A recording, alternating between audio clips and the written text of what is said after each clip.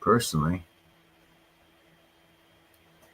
Yeah, I don't get nothing. That was just this UFO showing.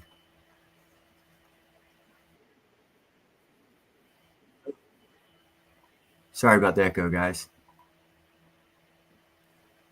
But that's just to let you know, in the southeast, house prices are falling between 10 and 20% in the past month. So if you're looking for more economic signs of downturn, if you're not believing it's happening, it's happening. And as I just pointed out, and I was amazed to see that. Like I said, I was just looking through, seeing what was going on with the house prices in areas that I'm looking at buying, and I think I might hold off for a couple more months because that one house, the first house that I showed you, was a very nice house. And like I said, it was $560,000 right by the lake, real nice, about an acre of land, 3-story house, brick, three, oh god, 3 fireplaces. It was a gorgeous house. What's up, Art? And they dropped the price 20% this month. So I mean, that's a lot. That's a lot of savings, man. I mean, I think they wanted like $3,500 a month or something like that, $4,000 a month for the house. They already took off $1,000 a month by dropping that house price by $95,000 last month or this month. So if the economy is going to get any worse, then those house prices will fall. So put yourself in a position to where you can pick up some of these gorgeous houses in different areas of America where house prices are actually falling. Yeah, the savings is totally crazy, man. And I'm not even going to buy, right? Like I said, their house is $154,000 was reduced by 16,000, 10% price cut this month.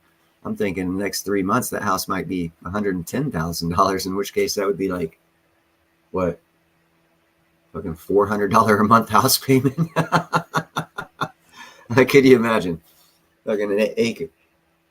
Well, yeah, yeah. Well, I mean, but if it drops, if those houses, yeah, interest, you just don't do you don't do fixed rates because interest rates will fall within a couple of years.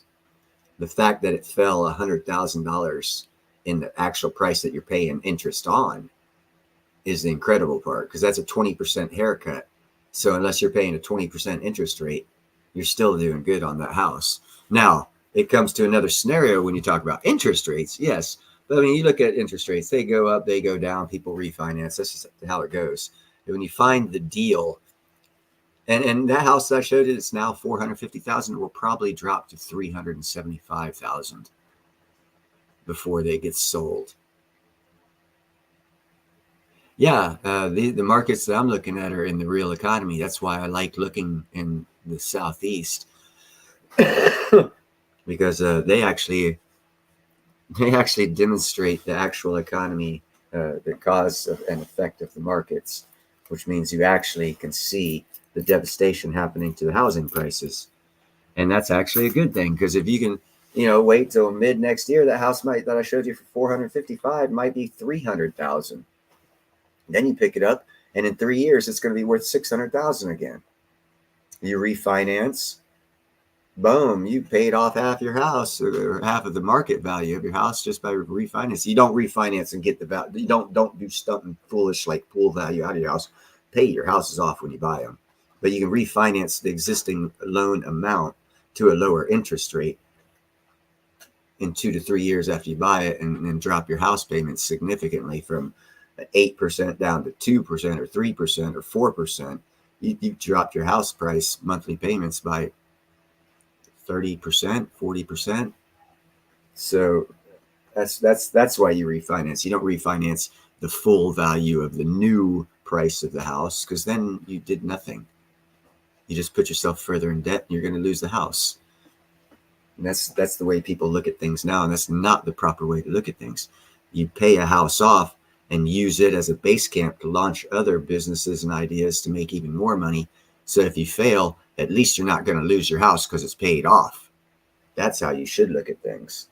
And that's why I like looking at these house values, because as they keep dropping, I'm like, man, because I'm like, I can get $300,000 house, no problem.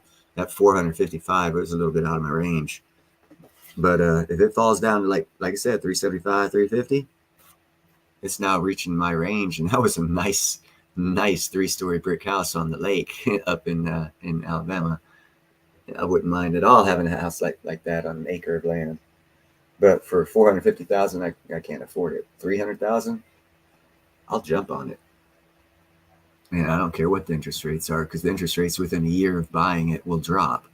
That's how the economies work. If you look at the economy over the past 40 years, it goes up, it goes down. Look at 2008, the last financial crisis, 2008.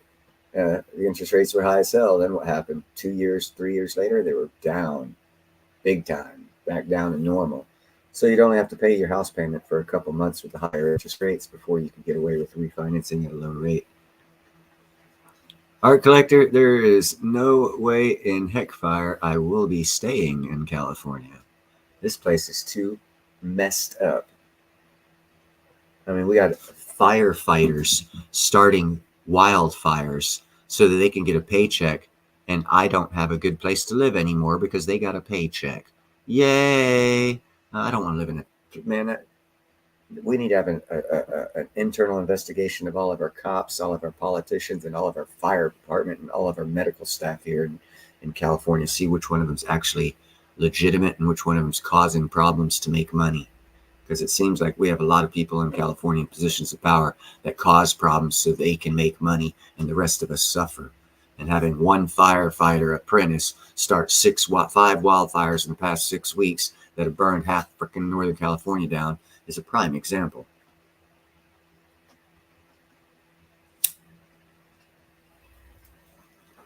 Well, Finn, right now is the time to look to maybe get a second house in about 6 months.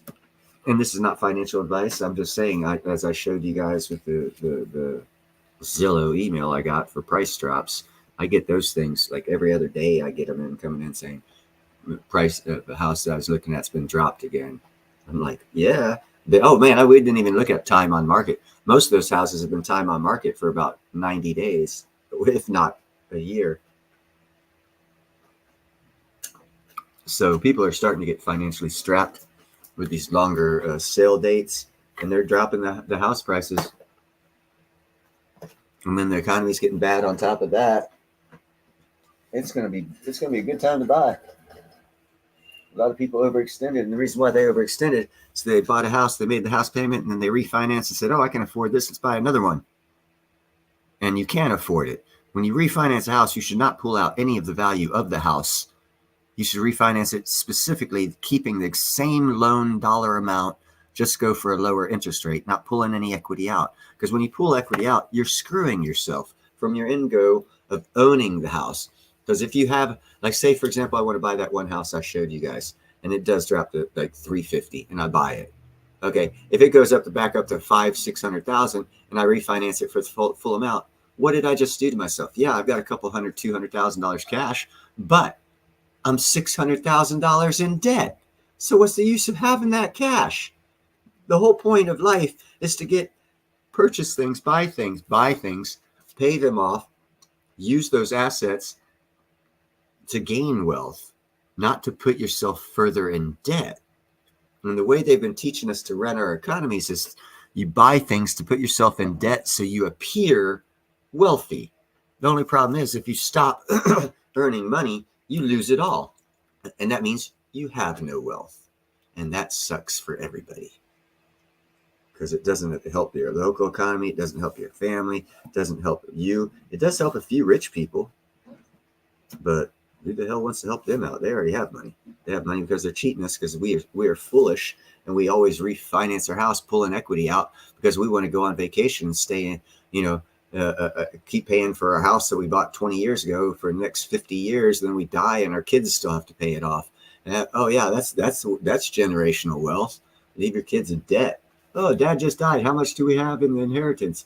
Oh, we owe $600,000 for the house. We can't even sell it. That means we got to live there. Fuck. Yeah, people need to think more properly.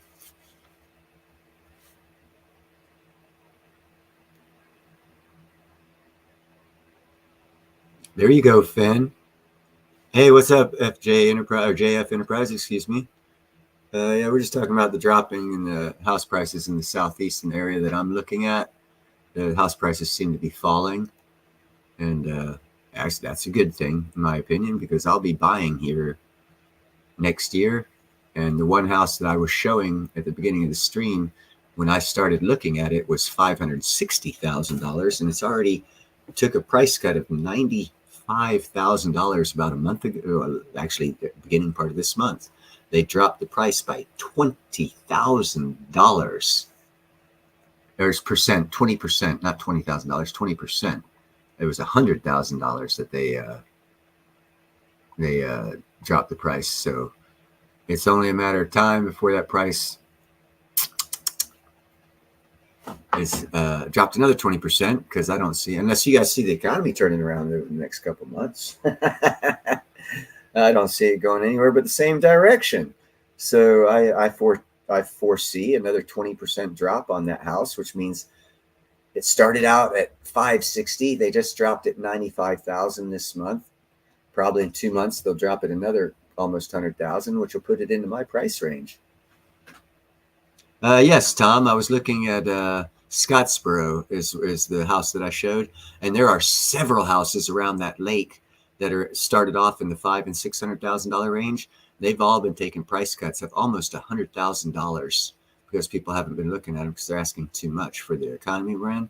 And as I was just stating, if the economy keeps going bad for the next couple months, 2 to 3 months, you can expect another $100,000 house price drop on that house, which will take it down to the 350.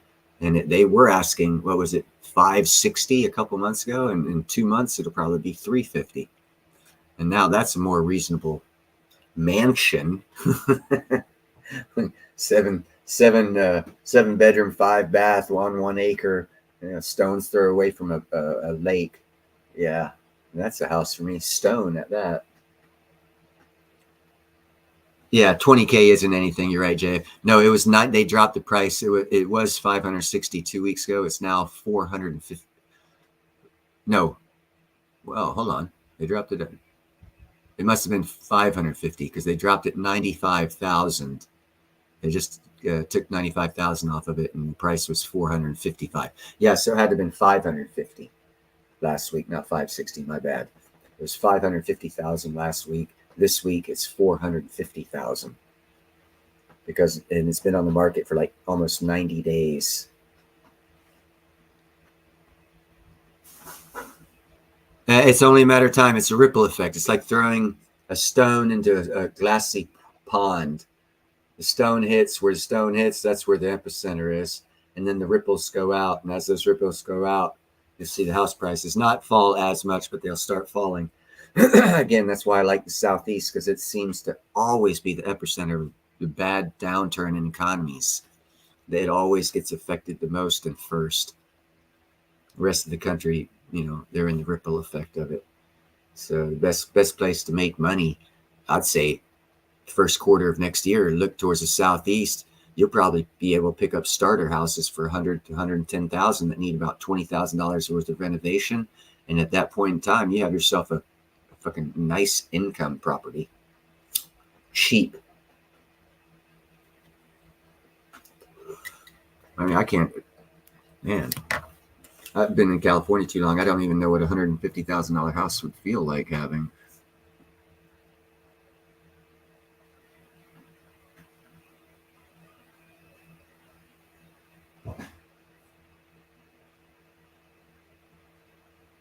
Hey, what's up, bro?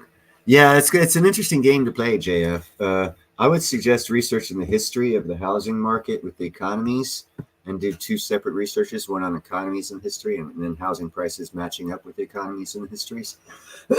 So you can get a better estimation on your own recognizance of information that you've gathered as to what would be the best decision for your in particular case. Oh, Broke Stacker, no, it's not, dude. I was just showing a whole bunch of houses in Southeast, 3 bedroom, 2 bath, 2,000 square foot. What was it? A third of an acre for 150,000, and it was a brick house with fireplace, 2 bathtubs, and 2 baths, and gas stoves, and a third of an acre.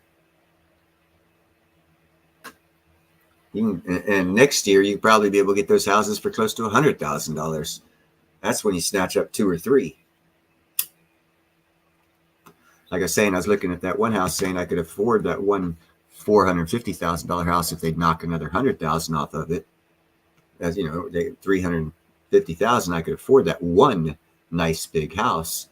But if I can get 3 houses for 300,000, well, why the hell wouldn't I buy 3 houses for 300,000, live in one, and rent the other 2 out, rather than buy that one big house that's 350,000? It's all in a thought process and how greedy you want to be with your lifestyle. You can be just as happy in a small 1,800 square foot, 3-bedroom, 2-bath house on a third of an acre, owning 2 other houses, income properties, as you could be in a 7,000 square foot, 3-story brick house with no income properties. Exactly, Art Collector. So it's all in the way you look at things. You know, you gotta not want to compete with your neighbors down the road to show that you can spend more money than them. That's not the point of life. The point of life is to be happy. If you want happiness, hey, you know what happiness starts off with? Debt free. Well, how do you get debt free? Don't buy expensive shit. And if you can afford to buy expensive shit, buy the cheaper shit and buy more of them so you can rent them out to where you can make income by spending the same amount of money, and therefore you're better off than the person who lived in the big house with no extra income.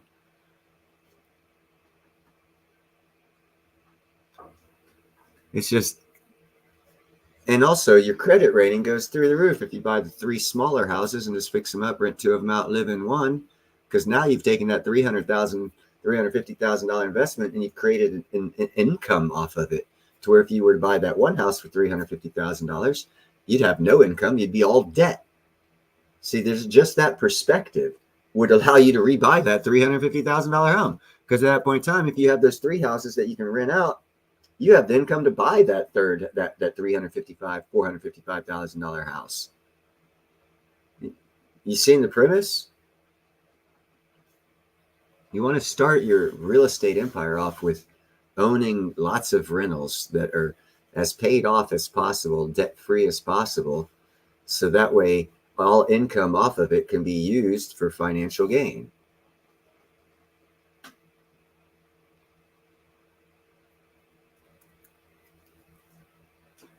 That's a small dream, bro. FJ, excuse me, or JF, I said it correctly, my bad.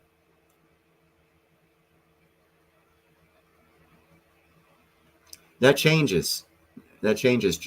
Tom. Tax rates change. If you're looking at one investment as a long-term investment, which is rentals, you can't look at the short-term bumps in the road, which are property taxes or taxes on rentals, because those change with administrations.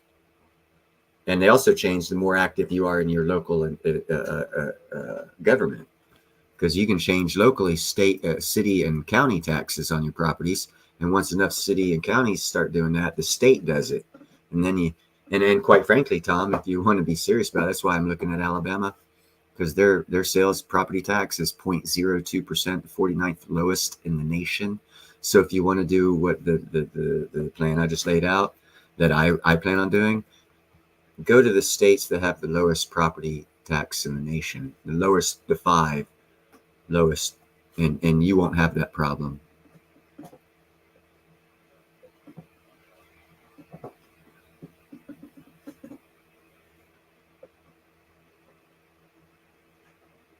Taxes are going up. Yes, they are. Yeah, that's why I say relocate to the areas. It's a move game. It's a wheel. The economy is a big wheel. You got to move with the wheel. If the wheel's at the top, here, I'm going to go ahead and get rid of this here so you guys can see me while I do this little graphic image that I'm going to do here. Let's see. How do I stop this? There we go. Okay. So, economy is a wheel. It goes on cycles. 7, 13-year cycle, whatever, housing, 7-year, whatever. So if the wheel's going round like a wheel, you want to stay on top of that wheel as it moves. That's possible. It's possible to stay on top of the wheel, but to do that, you got to move. You got to be mobile. You can't be set. You got to say, okay, I'll buy one here and live here. But then if you see like economic crash that we're happening right now, you say, okay, like Tom's noticing and myself, I've noticed, all right, it's time to go where the houses are cheap and you can buy a lot of them, build up that real estate empire in a poorer area, depressed area, because they're going to recover first. And as they recover, if you take what you had and you put it in a smaller area, and you can, like I said, I can afford $300,000 loan. I can wait till that one house at 450 drops to 350 and get it and live in one house. That's beautiful. It's an in-game house, and I could be happy and pay whatever and not have any income. Or I could buy 3 separate houses that are starter homes, 3-bedroom, 2-bath on a third of an acre. Live in one of those, rent the other 2 out till my credit rating gets good and I can pay one of them off. Then I can afford to get that house because I'll have income off of these 3 rental properties. The third one will be a rental property when I move into the other house. And then I've got $3,000 a month income and I can still afford that house. Now when I move in that house, I'm living in the big mansion, but I have a supplemental income from my first investment of my credit of $300,000 in those 3 separate houses. And that's how you should look at real estate if you're going to get in real estate, because you don't want to overextend and you don't want to hop into what you want right off the bat without having any residual income. And if you see an opportunity to grab the residual income first, take it. Right now, in my opinion, and it's just an opinion, it's a shitty opinion. I mean, look behind me, I don't have much, so it's a shitty opinion. But in my opinion, you should work it like that if you want to grow wealth and do something that no one else in America seems to be doing. And that's like create generational wealth. Yeah, let's create some generational wealth. Because if you buy 3 $100,000 houses, you can pay one. I mean, if you're renting 2 of them out and you're staying in one, you could have afforded the one house payment of 3. You should be able, since the other 2 houses are paying for themselves with a little profit, that money that you're making that you could have paid that $350,000 loan, use that to pay that $100,000 loan off. You'll have it paid off in 5 years. Then you buy that big house and you got houses paid off. Now you're talking, you pass away, your kids are not saying, oh shit, we're in debt up our ass. They're like, holy fuck, dad had those 3 houses paid off and this one half paid off. Holy cow, he left us sitting good. Along with your precious metals and other investments.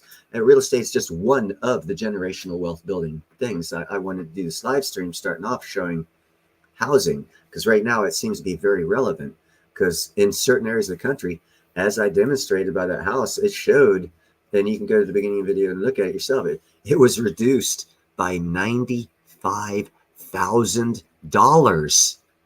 That's the price of one of those starter homes. They reduced. I was like, holy crap. They reduced the price of that one house, the full cost of another house. I mean, almost 2/3 of the cost. The other houses I was looking at were 150, and they reduced that house by almost 100,000. So they reduced the price of that house, almost the whole price of that you could pay for a house. It's like, that's how much profit margin they were looking to get out of that house. It's crazy. And that's how the wealthy, because they overextended, they're looking at it and seeing that they did what I just said not to do. They did, and they're seeing their ass in the sling right now, saying, holy cow, I'm in debt for $560,000 house and it's only worth $350,000. Holy cow, let me take a haircut so where I only lose $100,000. But he's going to have to take another haircut, or he's going to have to lose the house, in which case it goes into foreclosure, and you'll be able to pick it up at auction. If you have the credit to get a $300,000 house, you might be able to pick up that house for $200,000 and still get $1,000 for $100,000 somewhere else and use it as a rental, but never throw all your baskets in one economic house for that. Go cheaper first, especially now. I mean, things are falling, and it would be great to be able to say, oh, I can afford that house I've always wanted. Yeah, you could probably, but you could afford so much more if you take a different path and don't look for short-term gain, look for long-term gain. Because again, if you take that $300,000 credit and buy 3 houses at $100,000 a piece and fix them up, rent them out, you're now making an income off of your credit. And the difference when a bank looks at you, when you get your first a loan for $300,000, and you're showing profit margin off of that investment that they gave you, you now have good credit. They're like, well, now what happens to your credit rating? Well, it goes up. What happens to the interest on your loans? it goes down. Now you buy the other house at a lower interest rate, all because you took a different direction to get to the house that you wanted with the money that you have. Most people would take the money they have and get the house they want, and boom, debt trap, you're fucked. Don't go down that road, guys. Think very, very, very, very hard about your financial future. Because as we've been demonstrated by these past 4 years, we don't control our financial future. We've been extended too far because we've been lied to and believed the shit they told us, and we shouldn't have. Oh, I haven't, but most people, 99% of people did. I mean, you shouldn't have believed them. But we did believe them. Now a lot of people are going to get screwed royally, and there's going to be great opportunity for the rest of us. I feel sorry for those people that are overextended, but I mean, how bad do you want me to feel for someone who could afford that house that I just showed you at $560,000 or $550,000? They dropped to $455,000. That guy was living high off the hog. I've never lived high off the hog. So how bad should I feel for him? He overextended. That was his personal choice. He tried playing the game of credit and debt. And that's not a winner's game. It never has been. So you got to look at things different. The economy's changing. It's going back to where savings matter. It goes back to paying stuff off matters. That's coming back, and we need to be prepared for it. And the way to do that is look at things differently on how you get what you want. Because doing the pathway that is explained, which is only one pathway, but is a pathway to spend $300,000 in credit, get yourself 3 houses, put a little elbow grease into it, fix it up, make them look a little nice, rent them out. Make yourself a positive income off of your first investment of credit of $300,000. Yeah, needs before wants. I mean, I want that house I showed at the beginning of this. I really do. That's a beautiful. There's actually nicer houses in that area, but that's a very beautiful house, and I want it. I want the other nice house. I want. Yeah, I'm gonna have a couple of those houses actually, if everything goes right. I plan on having the one house that's behind the house by about a quarter mile on top of the hill that has 49 acres with it, going for $1.2 million, and looking down upon a couple of my $300,000 mansions that I'm renting out. And then it's one of my end games. Because in between living there, I'm going to be living on my solar and wind powered catamaran going to my island. Yeah, that's why I say you got to move. Location is important. If you like me, I'm living in California. Well, now's not a good time to buy in California. Hell no. If you have in California right now, it's time to sell and go to some southeast and start paying cash for these houses and start building that empire just a similar way to the way I just explained it. Because if you could sell a house out here and walk away with $150,000 cash or $100,000 cash, dude, you could pay a house off in the southeast. Now you went from having debt to owning and having a $150,000 house, buying at the low end, which means it's going to go up in value, which means you actually are losing less than the rest of the people, which means you actually win because you lost the least.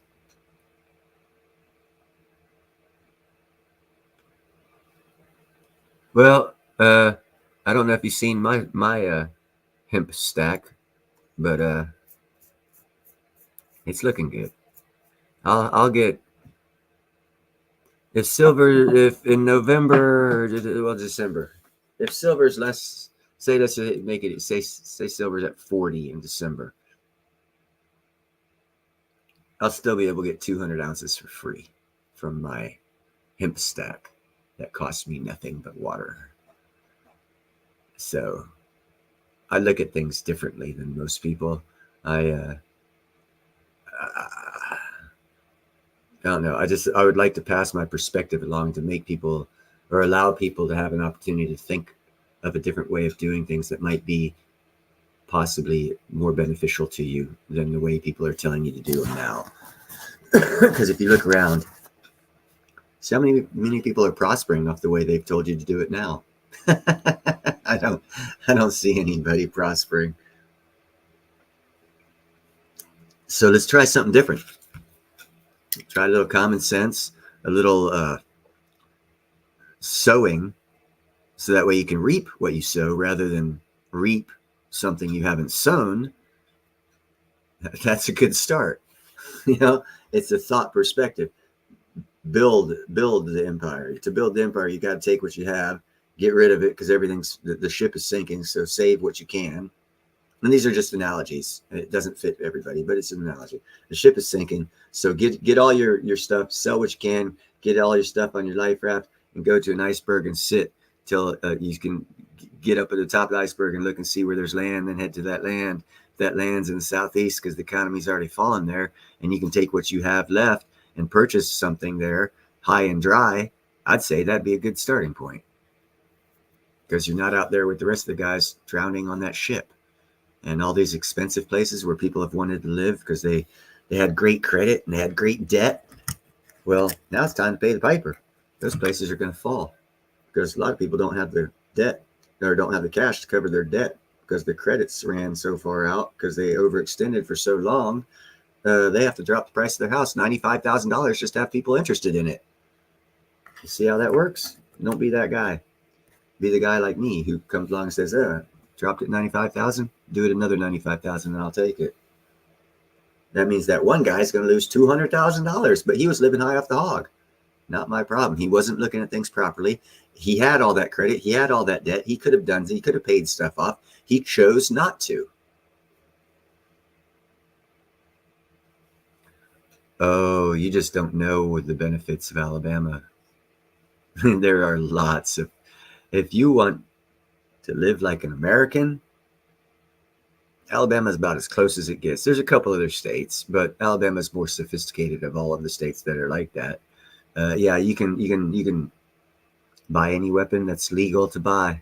You can buy it without qualm. Living here in California, for me, going back, that's going to be like a candy store. I'll be like, what? I mean, I can touch that and I don't go to jail? Yeah. The gun laws are very loose. They're very not loose. Excuse me, that's the wrong way to look at it. They are very constitutional, more so than most other states. And you also have the right to defend your property without people calling you a murderer for someone trying to kill you, and you took care of them because, well, they were trying to kill you. But see, out here in California, if someone walks up into your house at night while you're asleep trying to kill you and you shoot them, you go to jail for murder. And then you got to explain why you shot them as they were trying to kill you. And that's what I've been living in for 30 years out here. So it'll be a godsend to get out of here for me personally.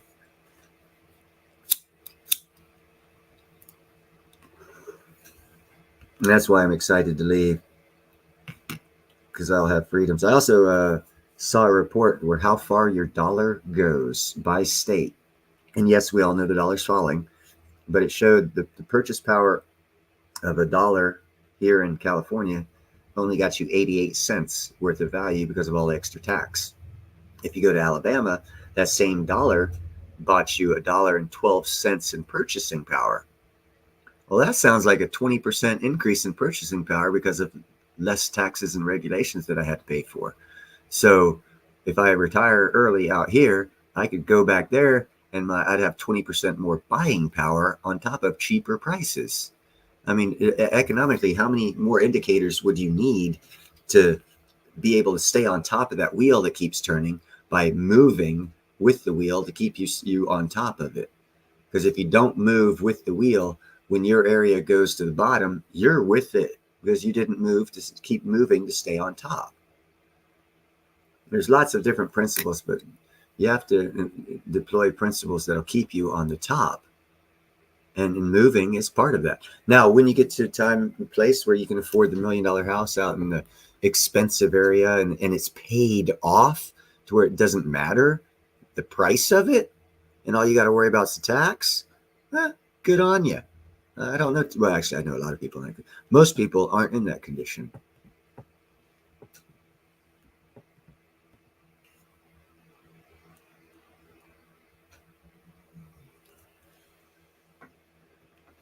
You actually, believe it or not, the further north you get, and a lot of people say they like Tennessee. Well, if you take one step south on the border of Tennessee, like say you're on that cool mountain range that's so beautiful that you like about Tennessee, and you take one step too far south, you're in Alabama, and the ground and the train doesn't realize that there's a state line there, and you can actually buy land in northern Alabama. It looks exactly like Tennessee at 1/5 the price. Kentucky's another good one. Actually, Kentucky's even better. I don't know what their property tax is like, but man, is their housing cheap. Oh my God. And you can get a big house. But they don't have a lot of industry, business. But then again, you got to look at the big picture. What do we have? We have the internet. So now there's lots of businesses you can run, lots of ways you can make money. Telecommuting, I believe is what they call it out here, where people work from home. So if you can get a job like that, then again, move to stay on top of the wheel. If you have $100,000, or yeah, don't work. That's another good one. And, just retire. That's yeah. I'll retire from ironworking, but I'm not retiring from making money. I'm actually going to start making money after I retire from ironworking, because I'm tired of having fun. It's time to make money. And that's what I want to do. I want to make money. And I want a lot of people to see how I'm going to make money. I want to explain how I'm going to do it. And I hope that other people see how I'm going to do it and take advantage of it and apply what they've seen me do to their scenario, the stuff that works for them. Starting off with these nose rings. I ordered these nose rings. Finally got them in. Going to start selling them. That's a little side hustle I got going on. It's going to make me good money to be able to help afford to get these houses. And this is just part of it. It's not just nose rings. That's just the start. Going to go into earrings, other jewelry. There's lots of things, but you got to start somewhere and then push it and keep going and move forward and make positive steps that aren't going to kick you in your butt. In other words, don't take a risk without seeing what comes after. In other words, don't turn left without looking in advance to see if there's a brick wall there that you're going to run into. Look at what comes after the decision you make and the cause and effects of possibly what could happen because of your decision, and put more thought into what you're doing, so that way you have a better layout of what's going to happen after you make your cool decision to where's that? Get that nose ring. Start selling them. Oh, I can't show you that stuff on TV. But I can show you that. And it's not going, you can see some of the glare. There we go. See that glare? And yes, it is small. But it's a damn nose ring. How big's your nose? You got a nose where you need something bigger than that. And, well, I'll make it for you. And it comes in the original bottle. It's got the number to it. And the nose ring fits in here, so that way you still can claim ownership through the Osmium Institution, where you can track and keep your piece yours. So if anyone does steal it or gets lost and they try and sell it and someone goes to try and verify it, it'll come back as yours and you will get it back to you. So it's actually a good way to have your stuff secured both physically and digitally.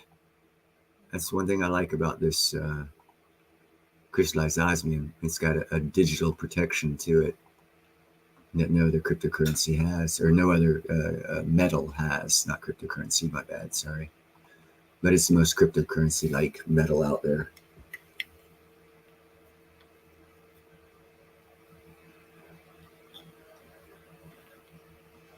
Well, if it comes down to where you need to have weapons, I think you'll find that had you been kinder, helpful, and more grateful, you probably wouldn't have had to use those weapons as soon. As one way to avoid the physical violence is to not allow it to go there, which means if you remain kind, helpful, and grateful, no matter the scenario, you can still be a badass and still be kind, helpful, and grateful. You can still control your neighborhood and be kind, helpful, and grateful. I mean, I'm living proof of it. I'm known as Neil Burhood Watch. Everyone on this block calls me the sheriff. I keep crime out of this area. And yet I'm still kind, helpful, and grateful, and clean up the road and everything else. But everyone respects that I don't like crime. And even the criminals stay out of here after a while, because I've built up a reputation of being kind, helpful, and grateful. And part of that means, crime has no part of kind, helpfulness, or gratefulness. So you kind of got to combat it. And combating it with kindness, helpfulness, and gratefulness. I'm kind in the fact that I don't call the cops on them. I'm helpful, and I help them readjust their attitude in my neighborhood through physical confrontation, then I'm grateful when they leave and never come back. Kind, helpful, and grateful. And they understand through physical deterrence what it means to do some bad things in my neighborhood. And they choose to be kind, helpful, and grateful and not come back. So I never have to use a weapon. Osmium. You don't know what osmium is. Okay. Well, since this is my live stream, I can actually post let's see, crystallized osmium 101. I have a video here from Ian Everard that we did specifically for people who don't know what osmium is. And that is the show right there. It is crystallized osmium 101. It's on my channel. If you go to my channel, hit that link. It's about 1 hour of Ian Everand explaining the start to finish how they mine osmium, how they refine it, how they vaporize and crystallize it to the form it's in used in jewelry and other forms. A good place to buy. Well, you can buy it from me, or let me get you another. Sorry, I'm getting another website here.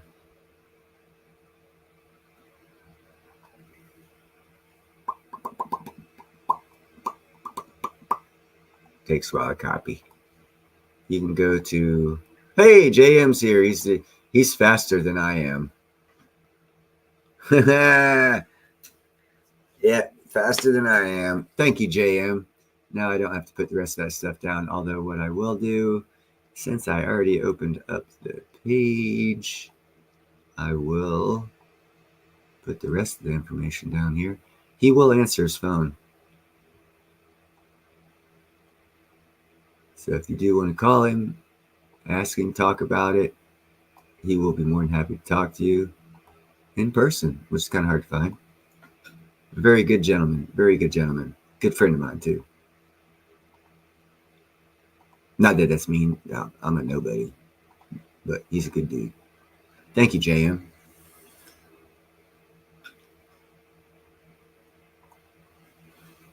But yeah, that's a strategy for my strategy that I'm going to deploy to use houses. Get the investments before you get what you want, and make the investments pay for what you want. And you will find if you look at things from that aspect, it takes you a little bit longer to get what you want, but it takes a lot longer for someone else to take what you have. And that, I think you'll find most economists and Andy Schechtman's and Chris Marcus's and Ron's Basements and all these guys will tell you, this is going to be about who loses the least, because everybody's going to lose if this comes crashing down. So try and position yourself to lose the least, and you'll find you're the biggest winner.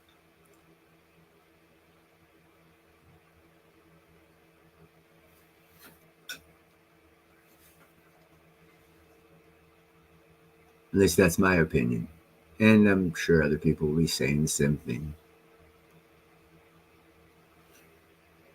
And if not, they don't have their eyes open, they're not seeing what's happening, or they're seeing something that I haven't seen. And I don't miss too much.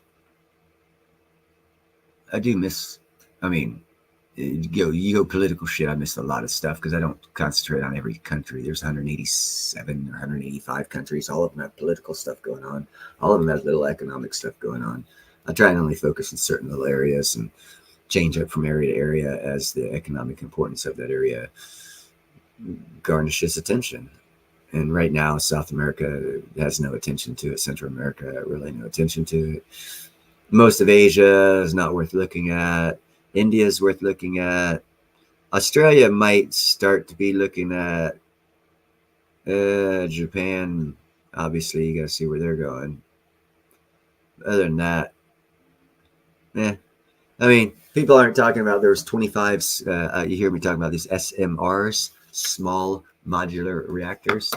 There's this one startup company here in America already built 25 of them in Eastern Europe for corporations, and they've got small modular reactors where they're selling their excess power, so they'll be able to continue doing manufacturing no matter what happens with the supply chain of energy usages for those 25 corporations.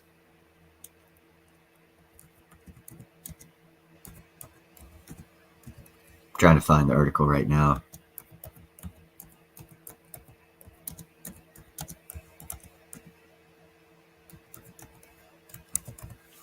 See what I come up with.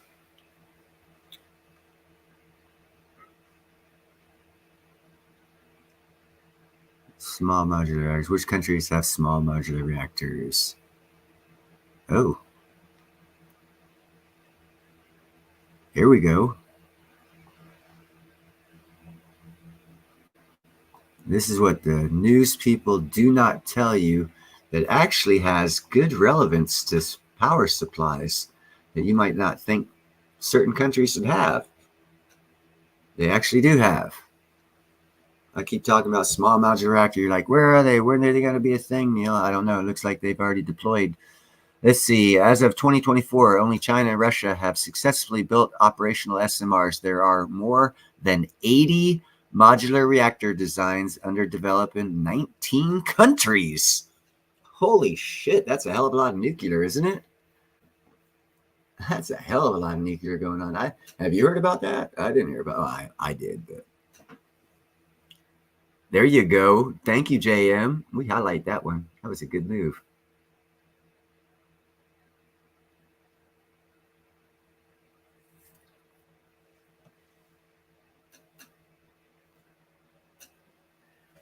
Yeah, Gerald.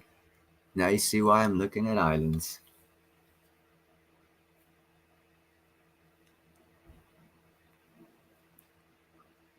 You gotta make something happen somewhere to afford what you want, what you really want.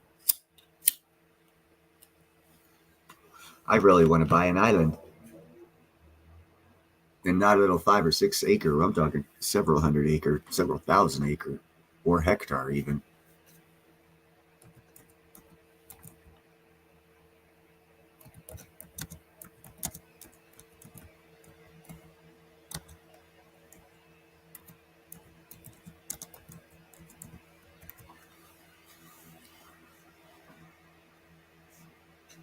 Yeah. Let's see here. There we go. Yeah, I'll save it there. All right, I'm going to see if I can't.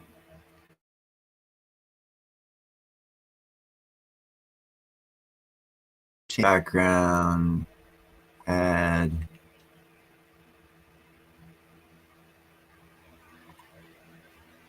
Oh, yeah, here we go.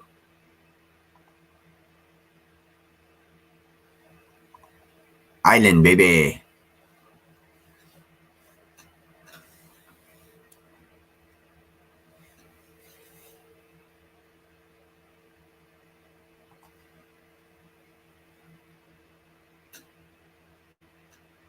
No islands. Because see, islands like one, I have a building design that would work freaking perfectly on any one of these islands that you could take total advantage of the tropical island that no one wants. And on the other side of the islands that look like these, they usually have a small little natural beach area to them where you build on the rock.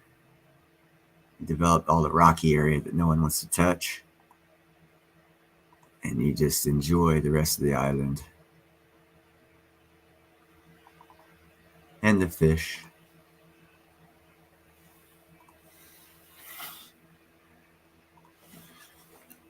No leasing. Got to buy.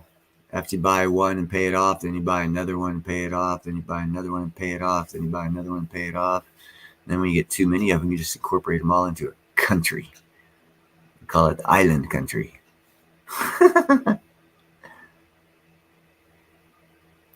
Yeah, they're trying to, JM. There's ramifications to all actions. Just remember that when I said it, when you said that China's building islands, because they are illegally building islands, destroying reefs and all kinds of environmental shits going on, and it's not even in their territorial water. So if they do not win this little economic war, or this war they're trying to fight to take over control of the world, if they don't win this thing, they're going to owe a lot of money to a lot of countries. So I hope they're buying a lot of gold, because they're not going to win. And they're going to be indebted to these countries through they've damaged their environment, damaged their ecosystems, and damaged their economies. They're going to owe them money, because that's what happens after a war. And since this is a new type of World War III, where there's no nukes actually going on, it's all an economic war. Well, the ramifications of the loser will be vast economic expense. So I hope China has as much gold as people think they do, because they're going to owe it to the world. And if they don't have it, they're going to get chopped up into little pieces and given to the world. Hey, what's up, Indy? Because that's what happens after world wars. Look at Germany. Look how they sliced up Europe. I mean, tell me I'm wrong. Go ahead. Tell me I'm wrong, and I'll point you at history and prove me right.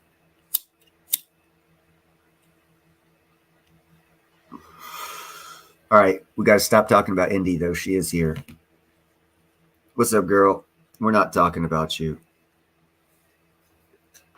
but we are talking with you right now, or to you, with, to, speaking to, talking with. There we go.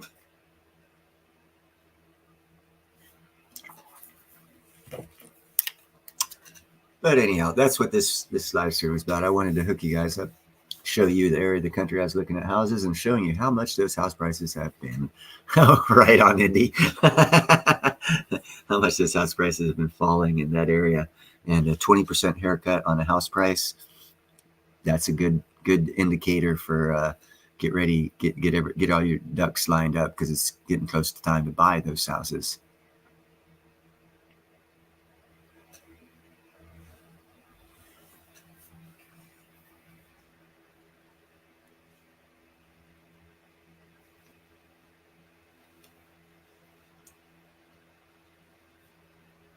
Yeah, they do make kit houses, and the problem with that is, well, I've got better design. It'd be a lot better. Anything that any company's going to sell you in a kit, the engineering behind it is screwed up. Let me put it this way: you fly in an airplane that was engineered to be thin enough not to break at altitude. You fly in an airplane, the structure was made weak enough just not to tear apart with the strain of flying. You don't fly in the safest, best made airplanes, because the economy doesn't work that way. It goes to the highest bidder. The highest bidder has, or the lowest bidder. The lowest bidder has cut costs. Which means you're flying in the weakest, most unstable thing out there that can still fly. People look at things improperly in life. So if you buy a kit house, what you're buying is you're buying a lot of problems that someone was able to put into a box that you can assemble. Because the housing system that we've been using for the past 30 years has been built, engineered to guarantee, now listen to these words, new houses have been built, built to have major issues within 10 years that will require maintenance, so that the economy will stay stimulated. That's how far fucked up our economy has gone. Houses are built to fail, because that way it'll require you to have maintenance on it within 10 years. A new house, you'll have major maintenance within 10 years, engineered in to stimulate the economy. Do you want to buy a new house? Go for it. Like I say, you guys need to relook at things, man. Everything's not as it seems. So these kit houses, yeah, they're engineered. What that means is they're as weak as possible, but still hold.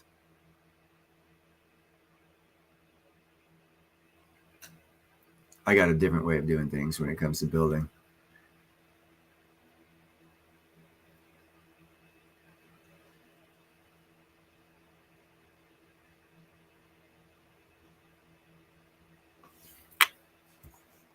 Sweetness. I sorry, I just saw that, JF. I like that. He's doing good. A little small island, whatever.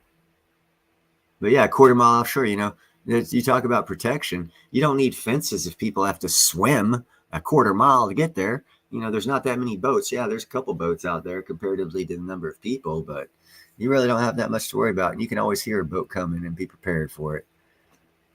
And it's just a lot safer to have an island.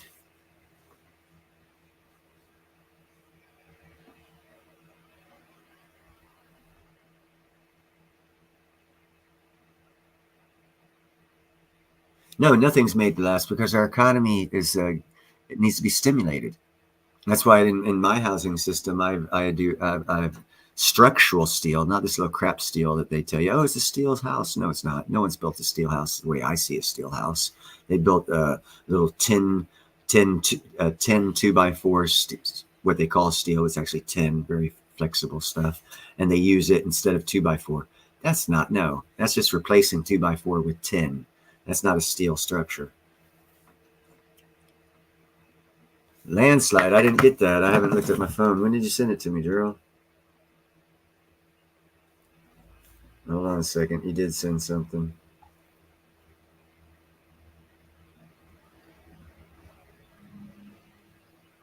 Oh. Yeah, no, I didn't get that. Sorry, Gerald. I have not got that. If you messaged me, I did get the design you sent in, Ian. I got that one. Yeah, I got that one.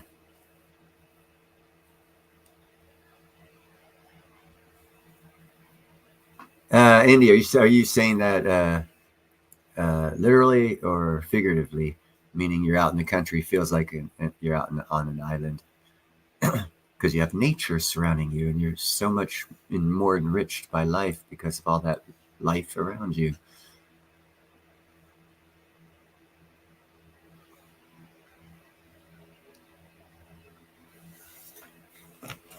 Yeah, country.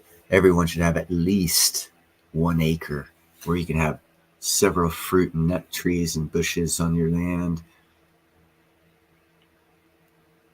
Be as self-sufficient as possible. That way you're healthy and the whole neighborhood's healthy. You have 10 people with 1 acre each, all growing different fruit and nut trees. You have an orchard of freaking fruit and nut trees between those 10 neighbors to where you would never have to buy fruit and nuts. It's like, wow, all fresh, organic. Man, imagine how much better your health would be. You're like off the hook.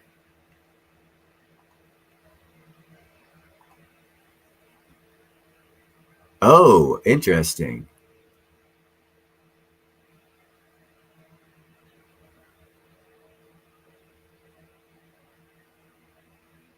I'm watching it right now, Gerald. Yeah, look at all that minerals being exposed.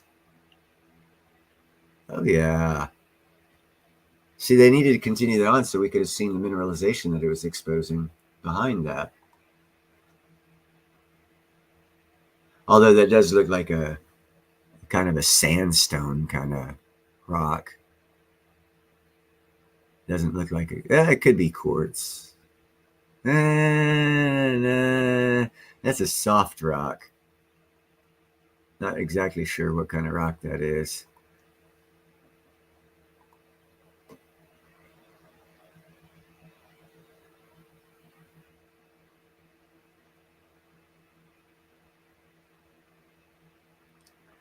Yeah, but anyhow, my design of steel buildings using columns. We're talking like 3/4 inch thick tube steel, 16, 12, 14, 16 inch tube steel, 3/4 inch thick, 30 foot tall. All you need, what's up, Emerald Crest Stacker? All you need is a 3x3 footing. And if you're out on a cliffside or on a rocky area, well, the rock is your bedrock. So you can just drill into that, put your footing there, put your first column up, and then go 30 foot away and wherever that is, put another column up, the same in a pattern. And wherever the columns all can line up, that's where you start your first floor. So you don't have to clear out any land or anything.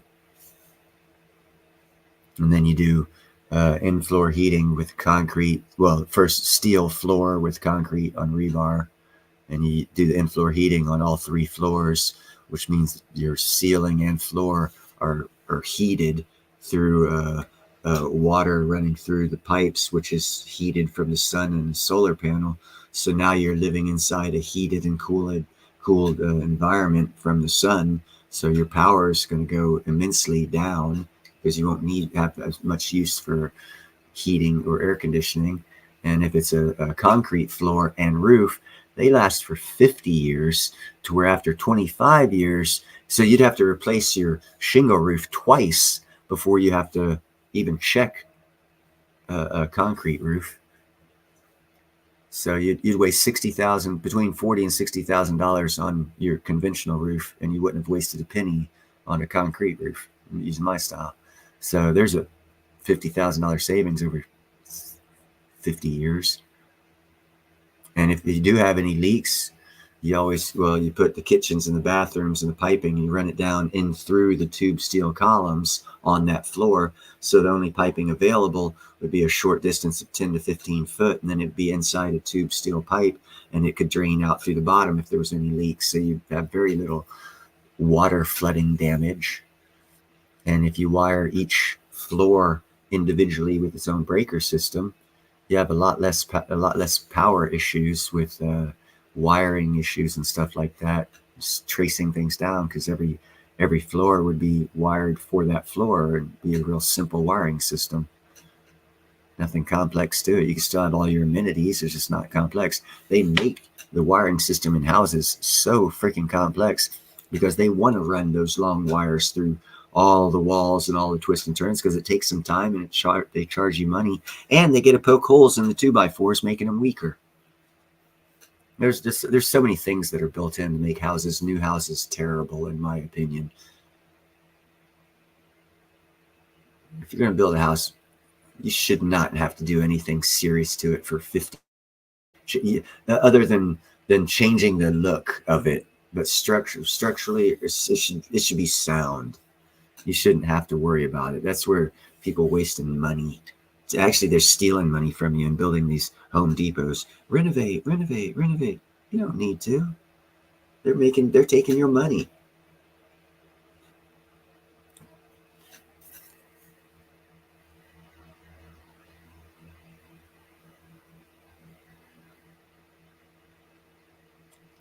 Nice, JM. Hey, Emerald Coast. Yeah, that's right. Prince of Platinum, baby. You know, I have already converted Rick Roll.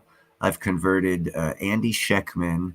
I've converted Ron of Ron's Basement. I converted Chris Marcus, all into liking platinum over the past 3 years, because ain't nobody was talking about platinum till Neil came along 3 years ago. Now all the big boys are saying, hey, I've taken a look at platinum. It's looking pretty good. No, it was looking good a couple of years ago too, but okay. It's looking good now too as well. Yes, you're correct. Ninja bought 20 ounces of platinum because I told him to. Thank you for reminding me about that, JM.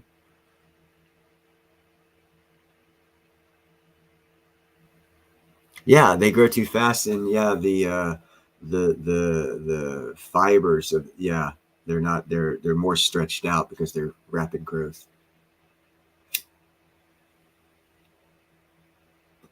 Actually, there's several thousand people have bought platinum over the past couple of years because I've been running my mouth about it. I actually think there was a plan not to talk about it because no one was talking about it, when in reality, every precious metal person out there should have been, the quote unquote professionals should have been talking about it ever since 2011 when it hit his, hold on. I screwed this date up. It's either 2011, 2008. I'm going to find out for sure.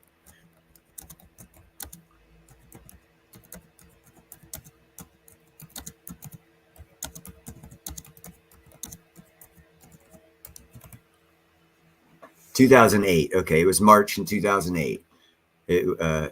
Check this price out. Holy cow.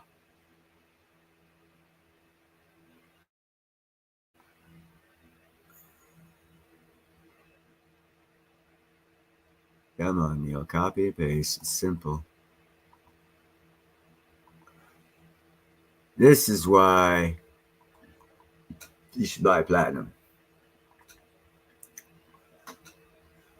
Look at that date. Ever since then, it's gone down. Remember that wheel I was telling you about? It goes round and round, as Gerald just was singing this song, Wheels on the Bus Go Round and Round. Well, it does go round and round. It was at the top back in March 2008. It almost hit 2,300. As a matter of fact, gold just recently, in the past 2 months, 3 months, passed up platinum's all-time high of 2008. And it took till 2024 for gold to surpass platinum's all-time high. Platinum is now $1,400 cheaper, $1,300 cheaper than that. Tell me, and that's 2008. Okay, the wheels on the bus go round and round. 2008 till now, that's 16 years. It's a 20-year cycle. Wheels on the bus are going up on platinum, guys. Come on. There's so many indicators. So many indicators. All you got to do is pay attention. No one's been paying attention to it. Hey, what's up, Matt? PCD.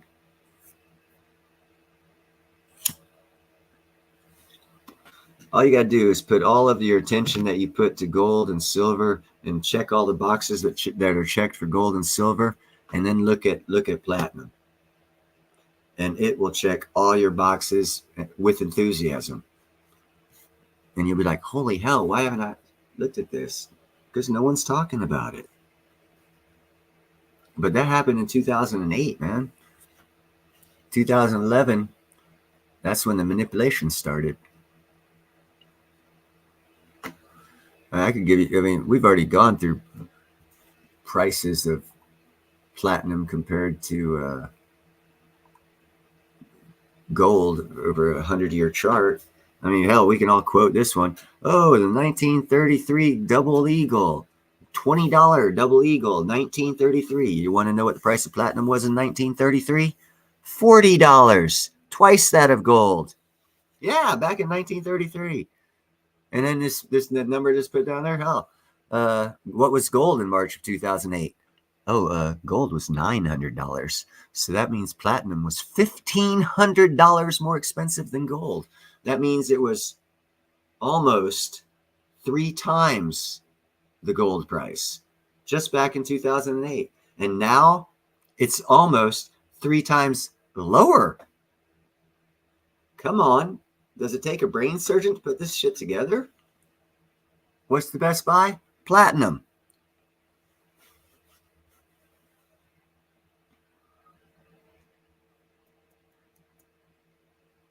Just look, like I said, use the same prerequisites you use to like gold and silver, and look at platinum, and you will be like,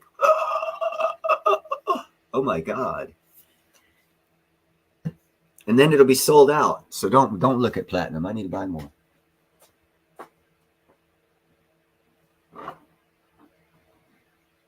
There's already 1,000. What? Hold on, wait. 1 million.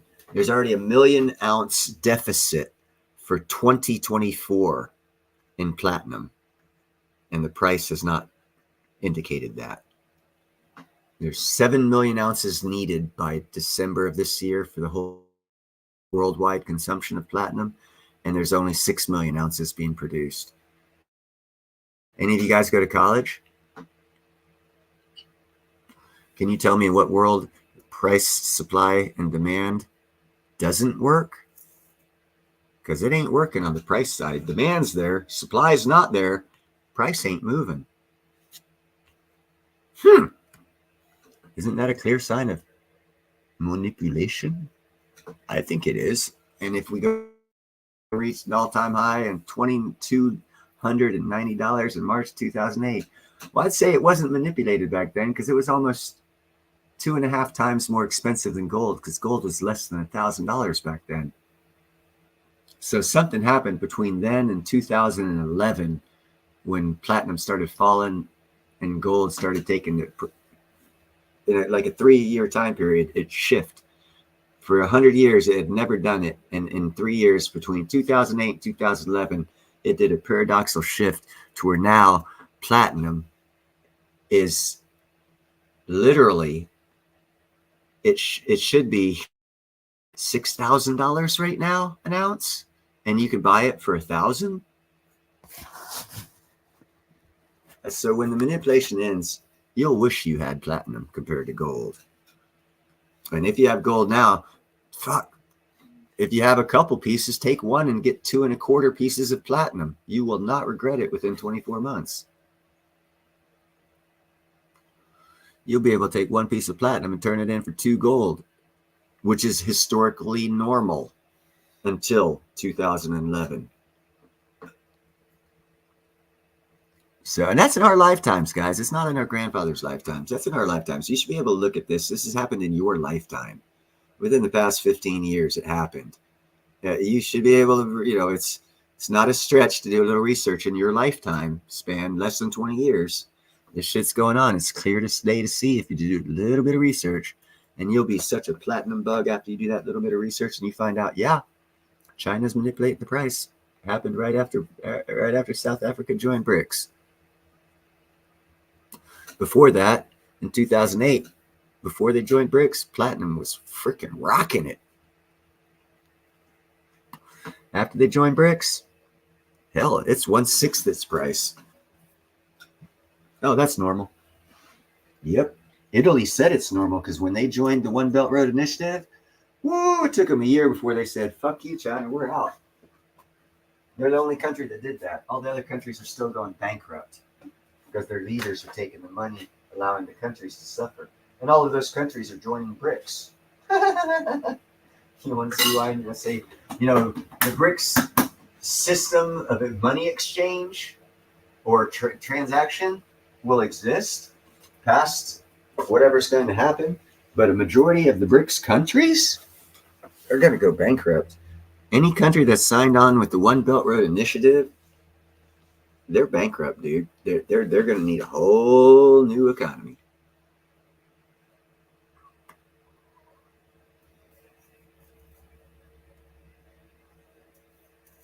Yeah, I wouldn't trade silver for gold. I'd trade gold for silver right now because I think the ratio is even higher than that. What is the gold to silver ratio now? Yeah, the current gold to silver ratio right now is 84-1.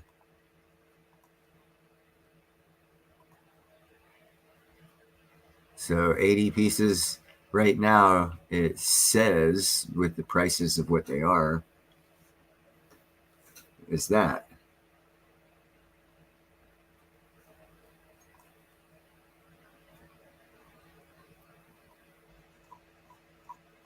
So yeah, now would be time to trade gold for silver.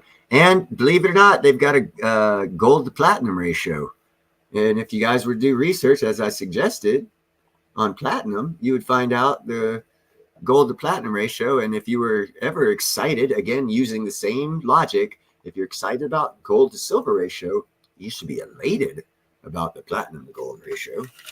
And you should be like, oh my God, I'm buying platinum. See, so if you just use the same logic that you use for gold and silver and the loving of them and the exchanging of them to gather more of them, use that same mindset and just look at platinum. There's a ratio for gold to platinum ratio, gold to silver ratio. People just don't talk about it, so it's not in your realm of awareness. And I think they're intentionally not talking about it because the financial gain there is astronomical right now. We're in a unique time in history. And I just did my live stream the other day. I gave the beginning of the video. It was Clear Air Metals. They're opening up a brand new platinum mine. Why is not anyone talking about this? Why are not all these PM people talking about this? They're talking about, oh, South Africa's got all the platinum. Russia's got all the platinum. Well, hold on. I got a revolutionary, world-changing news for you guys. Canada has all the platinum. South Africa's they've been mining it for 30, 40 years. How long do you think they can mine it before it runs out?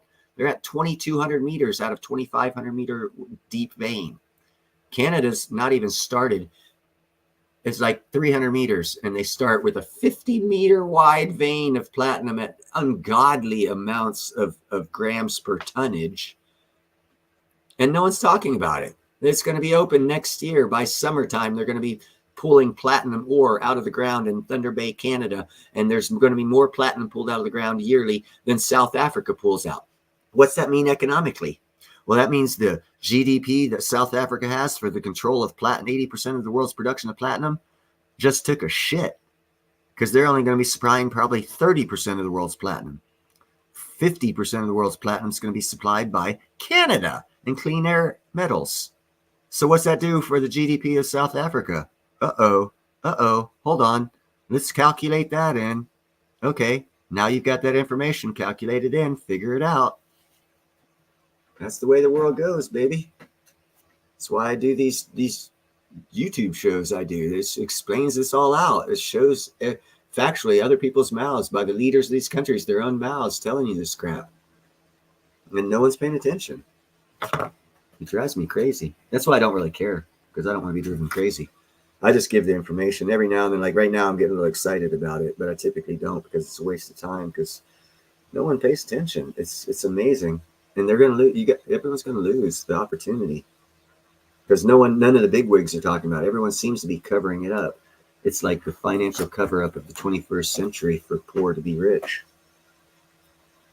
But, for those that listen, thank you, Gerald, or JM. Thank you very much, my friend.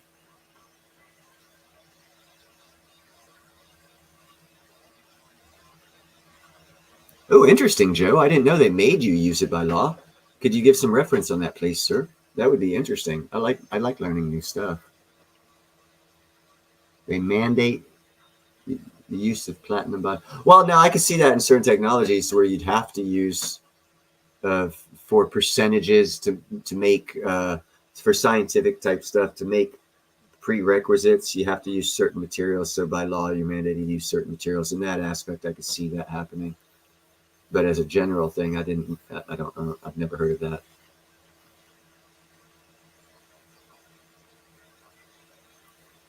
Yeah, that's where. Yeah.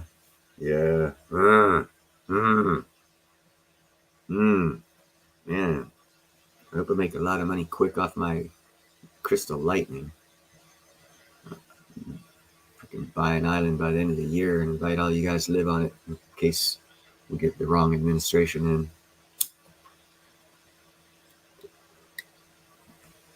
in. Be like Gilligan's Island. Show up with your.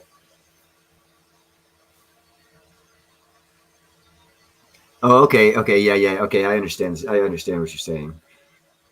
Yeah, they're actually probably going to change that law to allow them to use other catalysts, because palladium is also an acceptable catalyst for the catalytic converter usage to get the toxic elements out of the, or toxic gases out of the exhaust as it flows through the catalytic converter.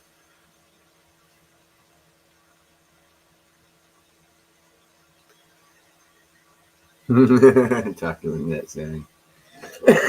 Yeah, she's the one that says buy undervalued assets and sell them when they're overvalued.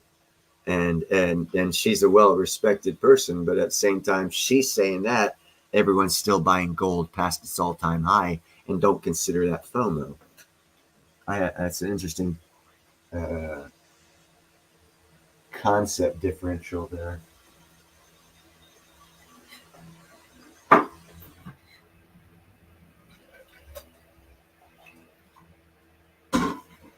But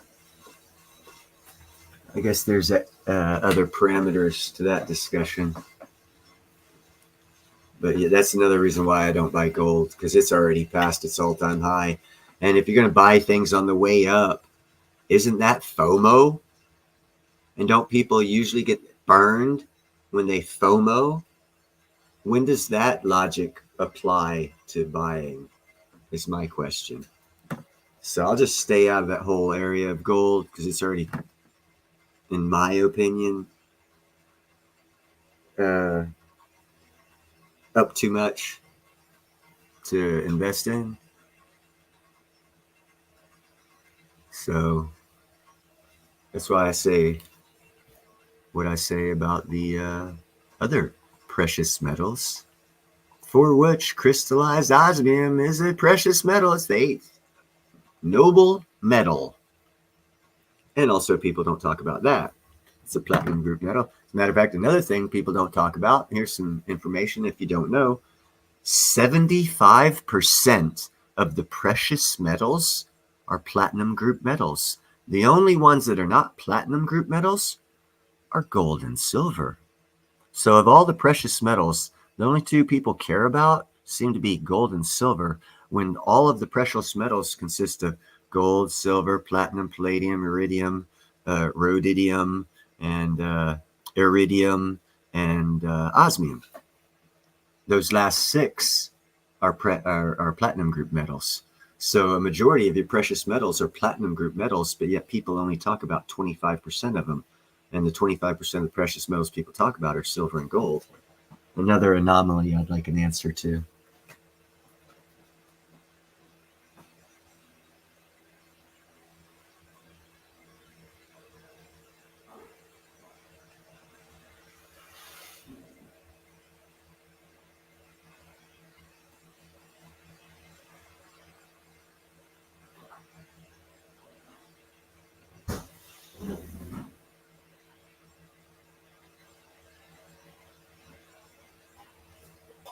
Sorry, I had to put some milk in my tea.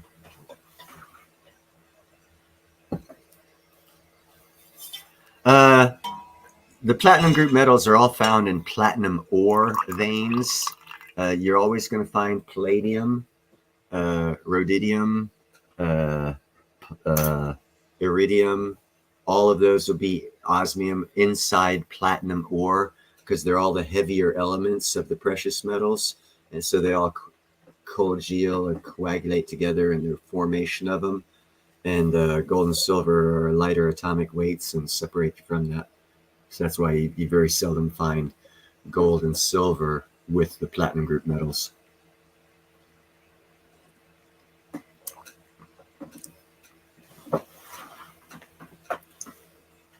Yeah, they're all in like basically periodic table. Yeah, that's an easier way of explaining it.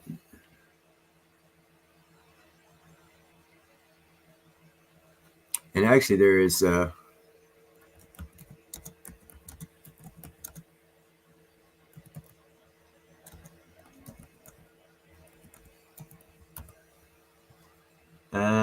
if I can.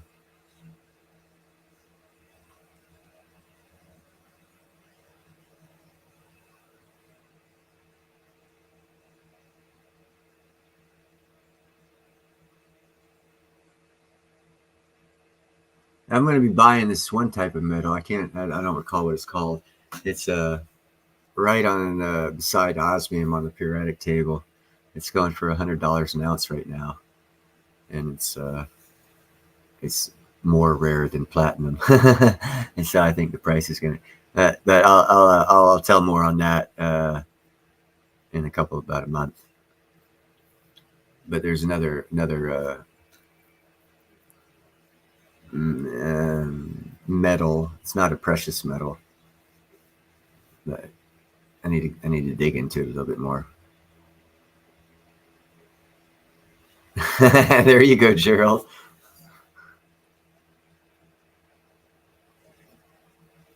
It works for us dummies, brother.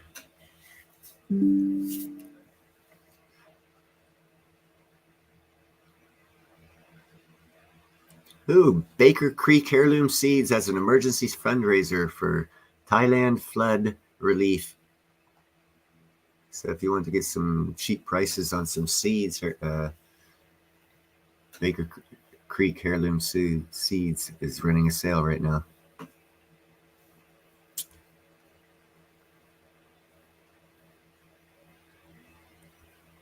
See, Joe even explained it a little better than I did.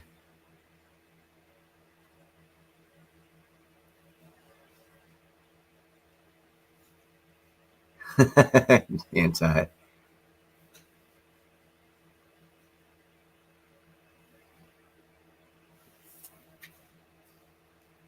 Yeah, that's my psychedelic fish.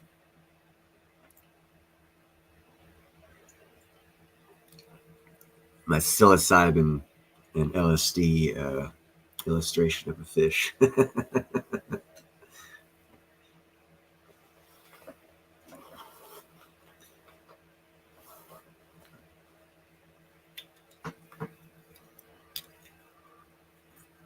And anyhow, this whole thing started off about housing, and then one area of the country, how it's the high end houses are dropping by 20%, and that's significant. And that was a nice area, very, very, very nice area of Alabama, Scottsboro. That's a high end area. A lot of, well, obviously you saw by the house, very, very expensive. Out here in California, the house probably would be 3 to 5 million, especially on a lake. Yeah, Joe seems to be a wealth of information. Explains it out better than I do.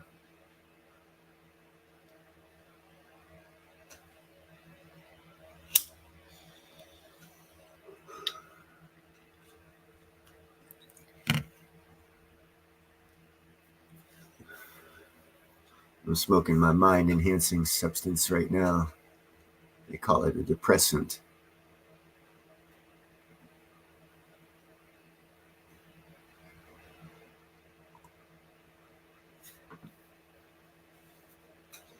So, any other subject you guys want to talk about, or have you heard about any house prices dropping 20% this month in your area? Yeah, that's one thing I'd like to do. I'd like a whole community that comes on the show. If like when I talk about house prices, what I've ooh, I wouldn't try that, ATM. I wouldn't try that at all.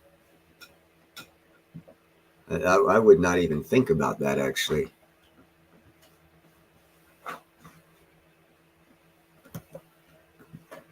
Where are you at, Kilias?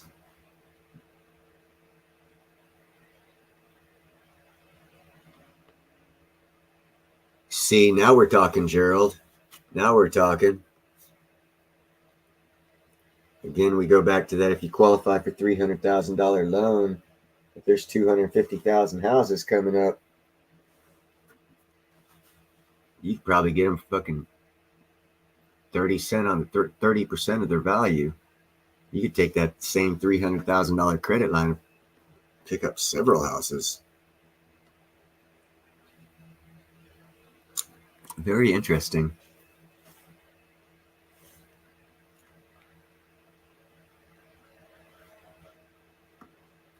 Yeah, it's stabilized for now. The roller coaster ride's just starting, JM. Exactly, Gerald.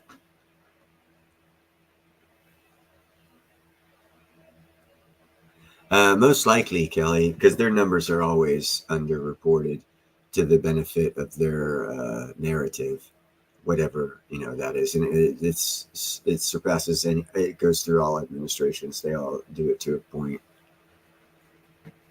or they all have in the past. Anyhow, shall we say?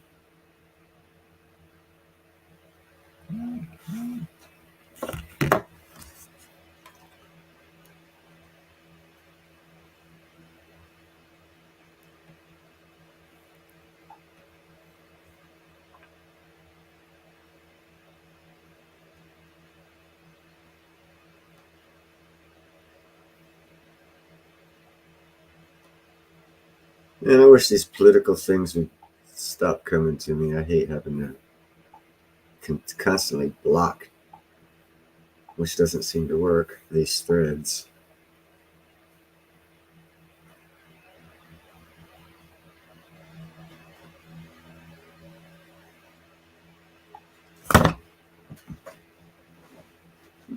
If you go on the list from the tax buyers, oh,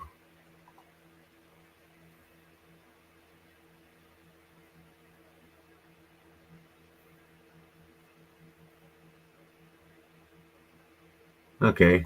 So you go to the banks and get that information.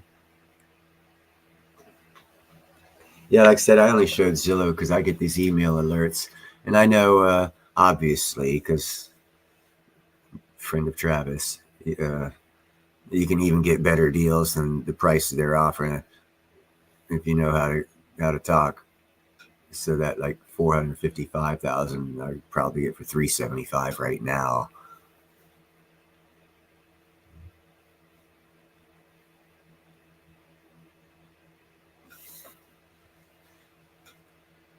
Yeah, that's the ones. Yeah,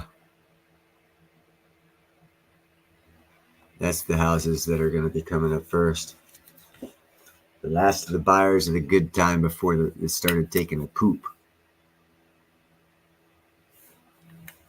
Yeah, but yeah, you just got to look for them. But yeah, all county records are public. See, people just don't put enough time into doing their own research. That's the thing. Knowledge is power, and that's why. Because once you know it once, you can help guide others through it. And the more people that know, the less people get taken advantage of. And that's another reason why I got this show and I do these lives, to give out information, to get information, spread information. You know, I'm not the only one with information. Gerald just came up with some good information. All you guys have come up with great information. Joe came up with good information. It's the spreading of information so that we all gain knowledge, so that we don't get screwed as bad as the next person who doesn't get this knowledge.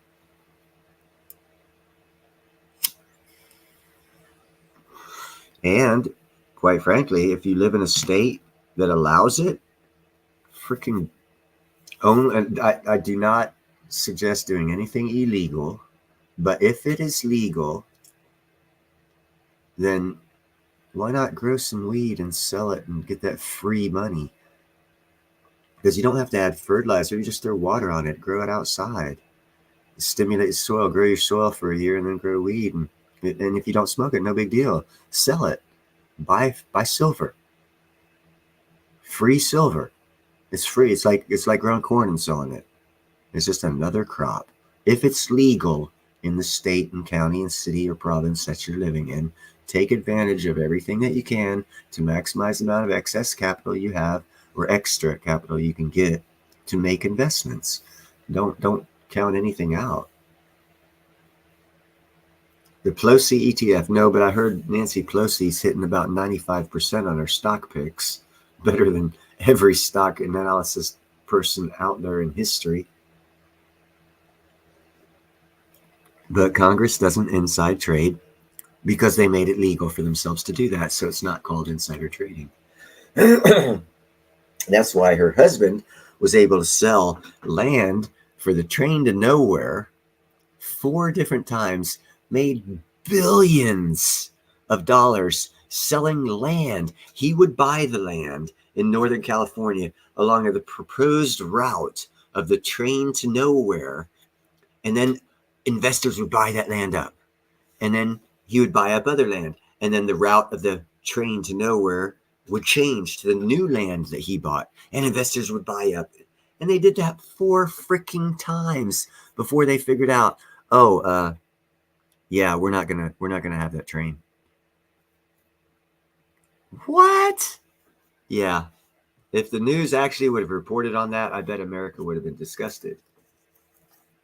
I was thinking land barons of the 1800s and the fucking railroads of the 1800s all over again. And that guy was capitalizing on it to the point of billions in profit. It was this fucking sickly, federally illegal, but he did it. I guess whatever, whatever. Yeah. Anyhow.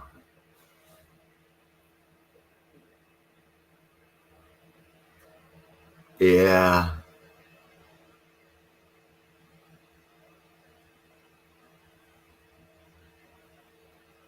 Oh, there you go. New York law. If you go down to New Jersey, you can sell each one of those pounds for $2,500, which means you have $12,500 of those 5 pounds if you grow it. So therefore, you can buy $12,500 worth of silver, which would give you what? Oh, shit. Well over 200 ounces, huh? That would be a nice little addition to your stack for free. What's up, Mr. Unleashed of the JM species? Hello, Mr. Prince of Platinum, or should I call you Pop? Pop. Too bad platinum doesn't start with a T, huh? Pot. There you go. Hey, Gerald and everybody.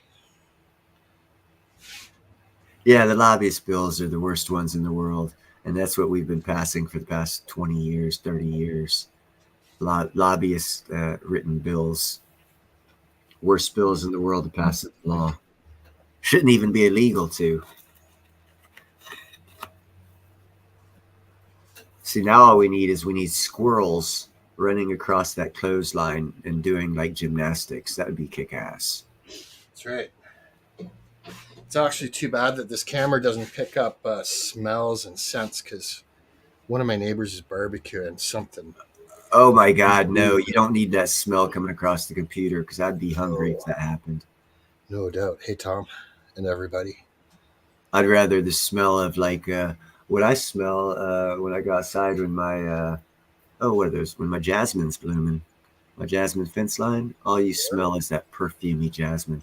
Or when the trumpet plant's in like total fucking bloom, all you smell is that trumpet plant. Oh God. Yeah, I can't handle food smells. I'm hungry right now. But plant smells, flower smells are cool. I had wicked lunch at an Indian restaurant. Used to be a buffet, but yeah, I'm stuffed now. Butter chicken and 2 samosas. That's all it took. My staple of my diet is that pitcher. Nice. And I cook those all the time for myself. Not all the time with bacon, and very seldom with lettuce and tomato, and very seldom with the bun. But the cheese and the meat, I do that all the time. And I do cook bacon all the time. I just never get to put the two together because you always eat the bacon before anything else is done. It's amazing how that happens.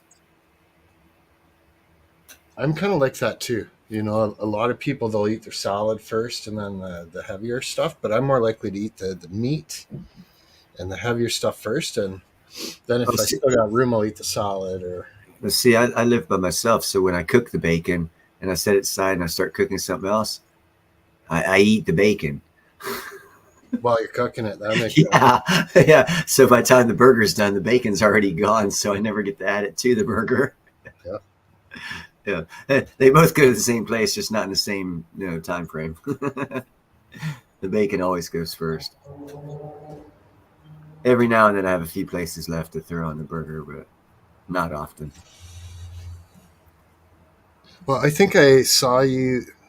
Was it something that you typed, or maybe you mentioned it? But you, what is it? You buy something like 10 pounds of ground beef, make up all the burgers, and oh yeah. I go to Costco. And I actually think it's a 6 or 7 pound thing that they offer. It's like $35, and I'll just like chop it and cook the whole thing. It's like a size of it looks like a steak, but it's burger, and I just throw it on there and throw the whatever spices and whatnot on it.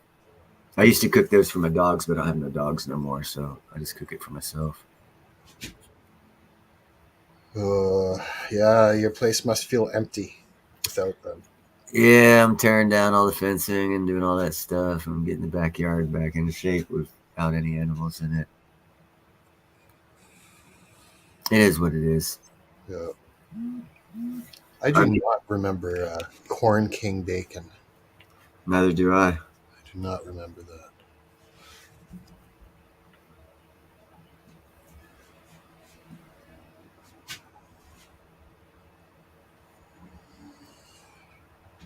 Okay, we have a challenge here.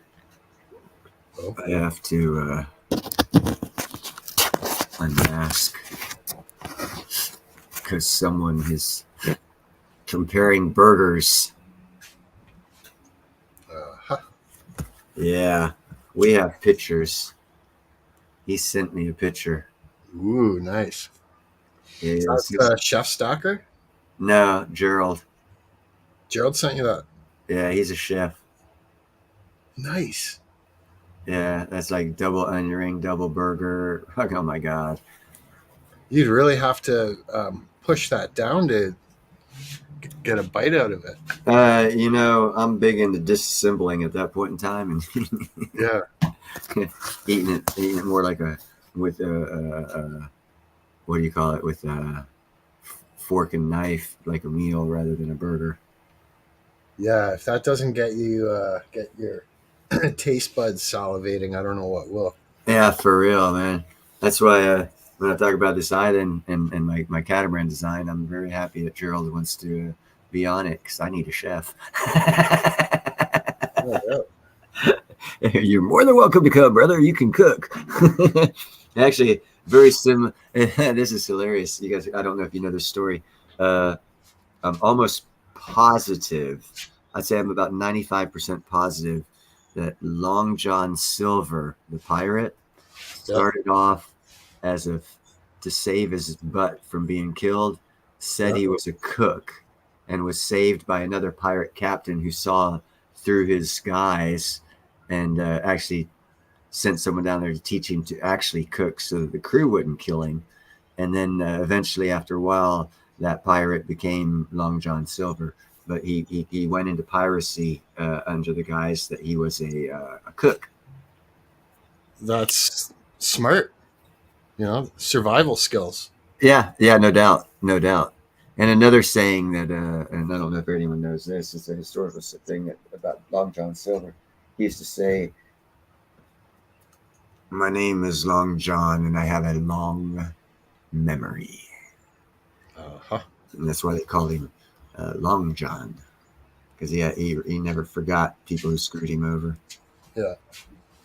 I'm sure it would have psyched a few people out too. Oh yeah, if you're in a negotiation, in a negotiation with someone and say that, my name is John Silver and I have a long memory.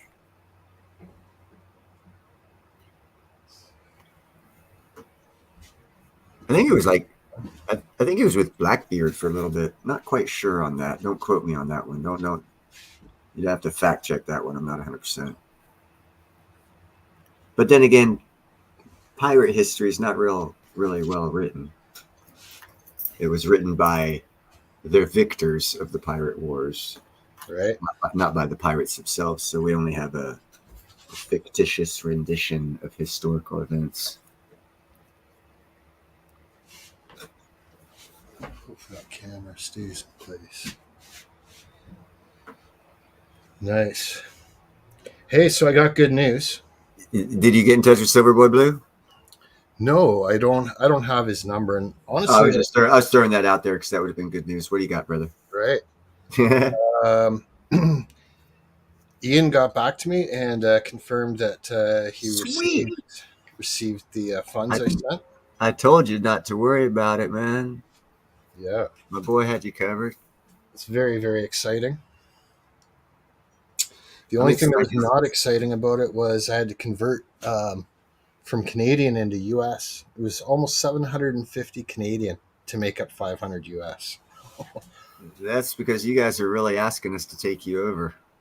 Wow. Yeah, like, come on, man. Annex us. For real. We'll help your economy out and you'll help ours out. Canada and USA are a lot more intertwined and have a lot more collaborations going on than most people realize. I think Canada would benefit greatly by becoming America.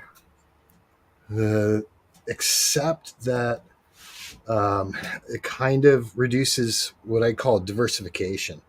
Like if everything is America, then when a mistake happens, it's egg on everyone's face.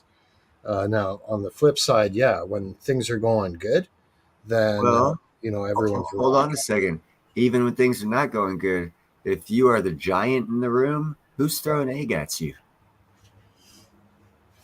Yeah, but see, because one thing you don't realize about Canada, and I'm sure they do, that's why I'm real amazed at what the hell they're doing with their mining sector. But anyhow, Canada, whoever owns Canada is going to run a majority of the world's resources in the next 100 years. Because if the planet is, and it is warming up, there's actually already been there's a lot of things. I actually did a video on this.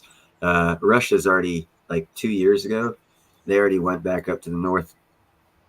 What was that? The Arctic or Antarctic? Arctic. Arctic. Yep. They went up to the Arctic and reopened their World War II bases, refabbed them and modernized them, their deep water ports, because it's already known. The reason why we haven't had a war to claim ownership of the Arctic is it was already split up by country.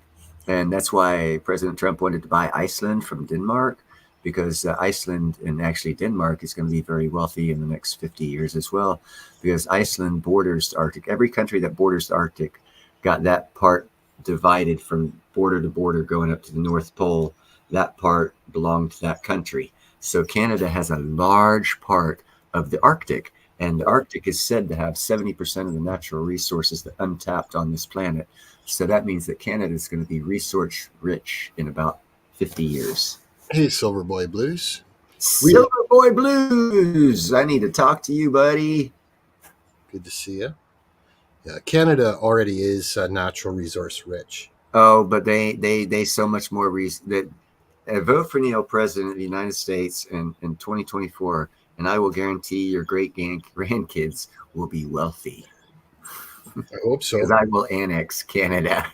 And I want Mexico too, because Mexico is a direct threat to us. They've proven that.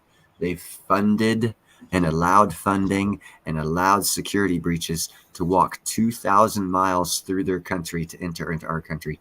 That is a declaration of war, because it costs billions of dollars to feed and water those people. And we didn't do it.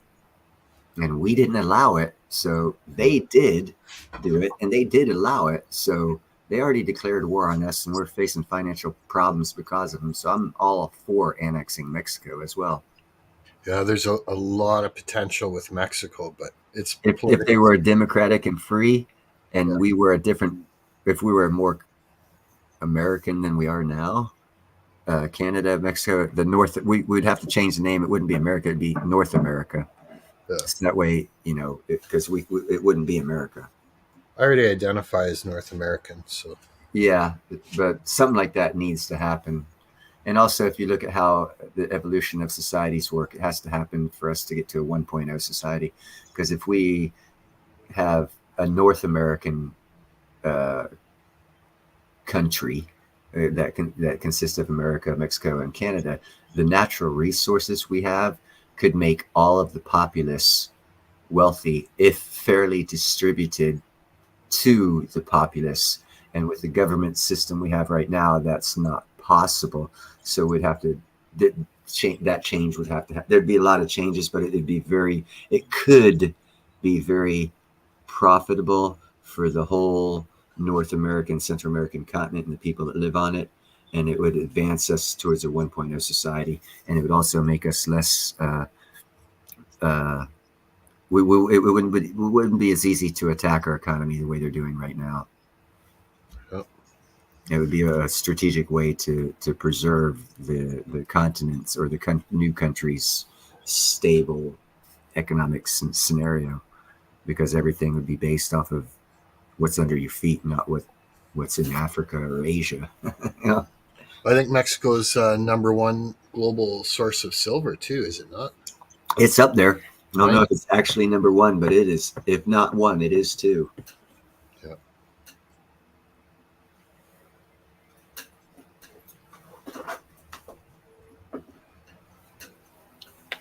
Yeah. I've been to Cancun twice and Puerto Vallarta once. And they definitely have some beautiful country there, even though I just only saw a small part of it.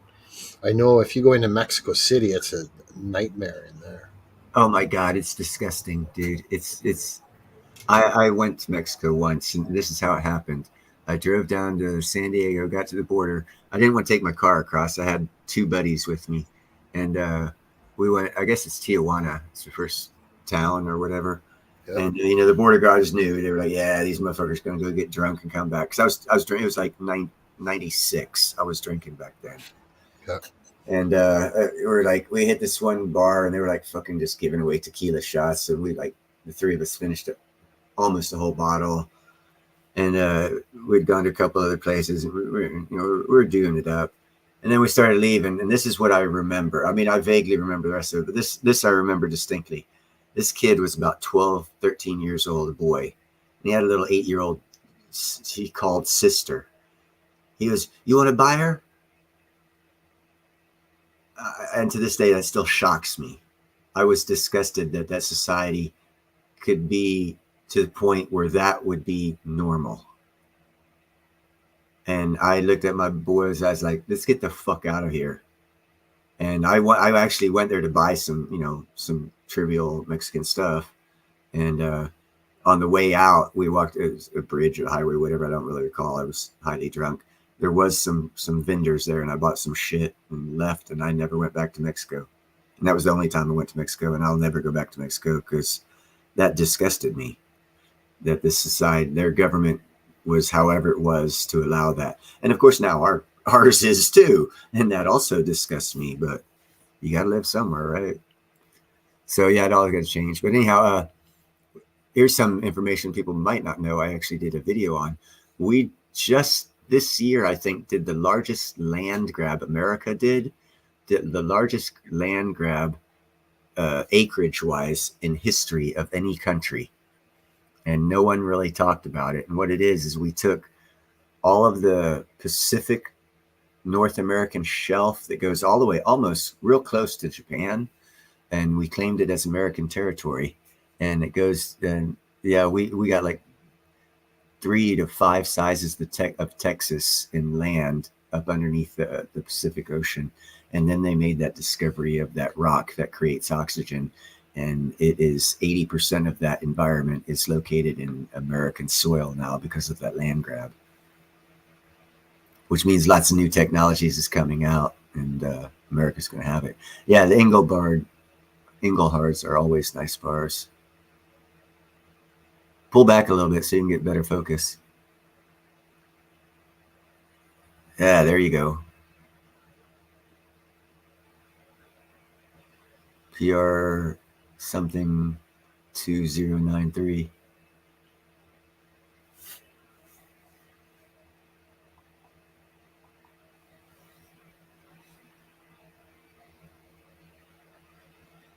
Woo! Kaleidoscope. Woo! Who was talking acid earlier? Here we go. Woo! Down the rabbit hole.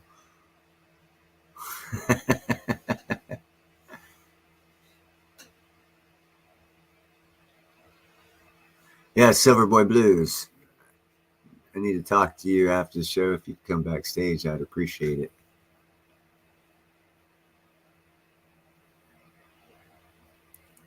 I take and make the best of any situation, independent mini. That's why you could put me on a desert island and I'd be like Tom Hanks, man. I'd have a soccer field going. I'd have all the little coconuts set up. Or I'd do a chessboard with coconuts. Probably chessboard, because that way I could play again and again. I could have fun on a desert island all by myself. I make the best of any situation. Not that I like it, any situation, but I mean, if you're there anyhow, what the hell are you going to, you can bitch and be miserable or make the best of it, It's all in perception. That's why I always say I win. Because even when I lose, I win. Because you should have learned something.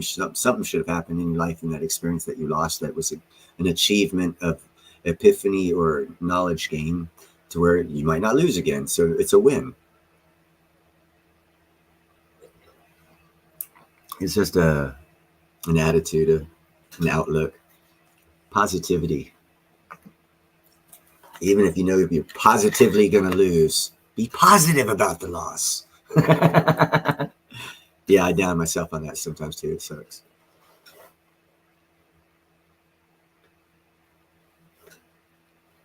That's okay. You're only missing us talking about you. It's no big deal, Indy. As content creators, we can control chat like that. In case anyone wants to know what happens on Indy's shows. Or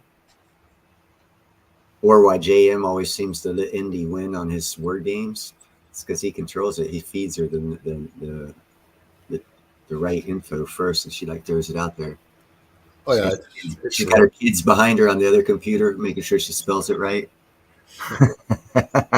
Actually, you know what? I think that when you're doing it on your phone, the spell check can actually mess it up. It does, dude. And since she plays that game usually anyway on a smartphone, uh, she would probably do almost twice as good if she was on a PC.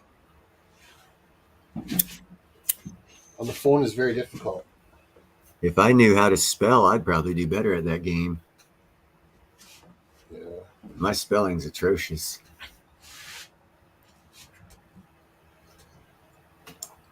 That's why I like talking, because you can't see my misspelled words when I'm speaking them. Right.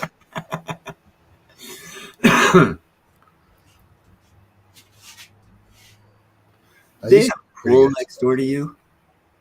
Yep, that's a pool. They got a basketball Okay. net set up there. There's a squirrel out at the bird bath right now, drinking. It's tough to see. It's a little black squirrel. But yeah, I don't know what they did with their backyard, man. Like that whole backyard it was about 2/3 lawn, similar to the lawn in this yard here. Uh-huh. But they put freaking paving stone down everywhere. Like I think part of it was they wanted the basketball net, the semi basketball court, but it's not very nice for their dogs. You know, they got nowhere to do their business really. Yeah. But Yeah, yeah, well, their own.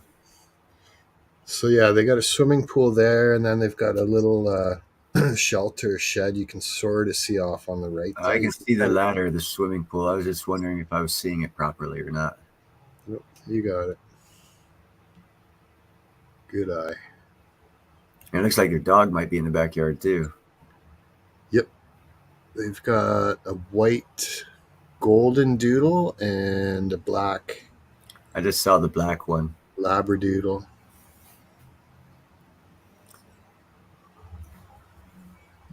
They're like salt and pepper.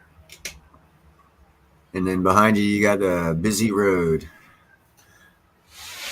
It'll suck if those smaller trees ever, brush gets cut down. Then you'll hear that traffic. Most of those small trees there are actually buckthorn, which is invasive invasive trees from Europe. You don't want them. Cut them fuckers down. I did. They grow back.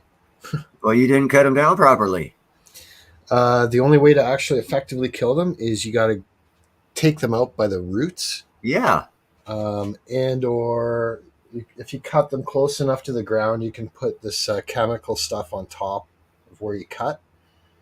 And you may have to do that every year or so. But what happens is like it'll start growing sprouts and branches up through the Off the ground, roots. off the root system. Yeah. Yeah. Mm-hmm.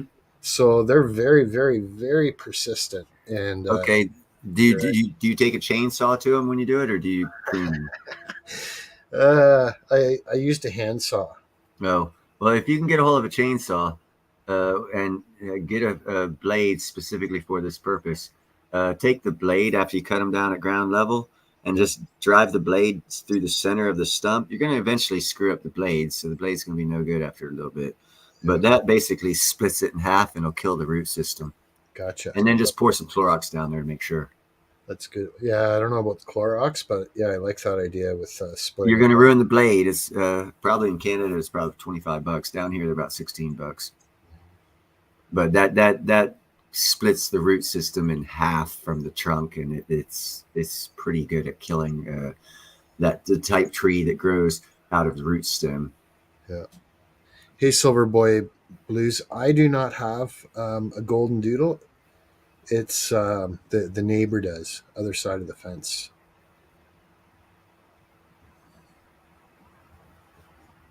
And like honestly, I don't have any dogs myself.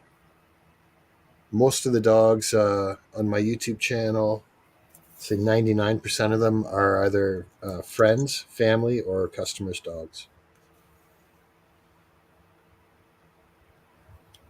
Hold up a second here. No worries. Right. No worries.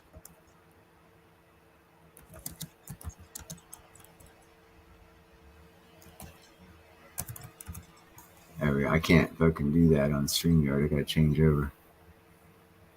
What are you trying to do? When you do the at and then the two letters and it puts the name up and you don't have to spell the whole damn thing, I'm lazy. I don't like spelling the whole damn thing.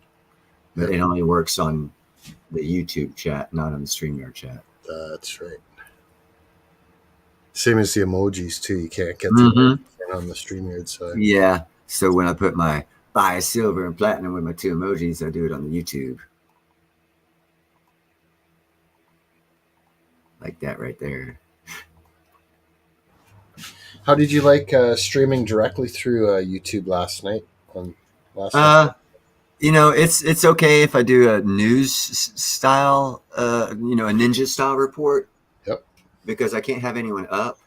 But if I want to have a conversation style, it's StreamYard's better. For sure. And if you want to do any special effects or intermission type, and I enjoy it. That's part of the fun for me. And you know, so if I'm not making money, I might as well have fun, and I like having fun. So I like, you know, so I have fun.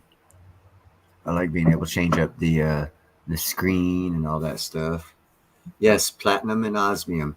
Actually, yeah, of the three. Actually, I'd buy them backwards. I'd buy crystallized osmium, platinum, and then silver. But that's how I would do it. And the reason for that is, again, osmium is a platinum group metal. It is a precious metal. It's one of the 8 precious metals. It's just recently been brought to market within 11 years in its crystallized form. Its use case is basically high-end jewelry. So it's a lot more rare than platinum. So price has gone up average 15% steady. It's price performance, because it's new, it's not really charted and not too many people know about it. Basically, if you get in early, they say, the saying is get in early and you're good. Well, this is going to be sold out. It's going to be, there's not going to be any left before 10% of the world knows about it. So if you don't get in early, you're going to be in the secondary market. And that's where the big money is going to hit with the crystallized osmium. And that's not as prevalent with platinum, silver, or gold. But platinum is a better buy now, because in reality, it's approximately 1/6 of its actual value. So it's the second best, in my opinion, to get. And then, you know, silver. But silvers, there's a lot of it out there in lots of different forms.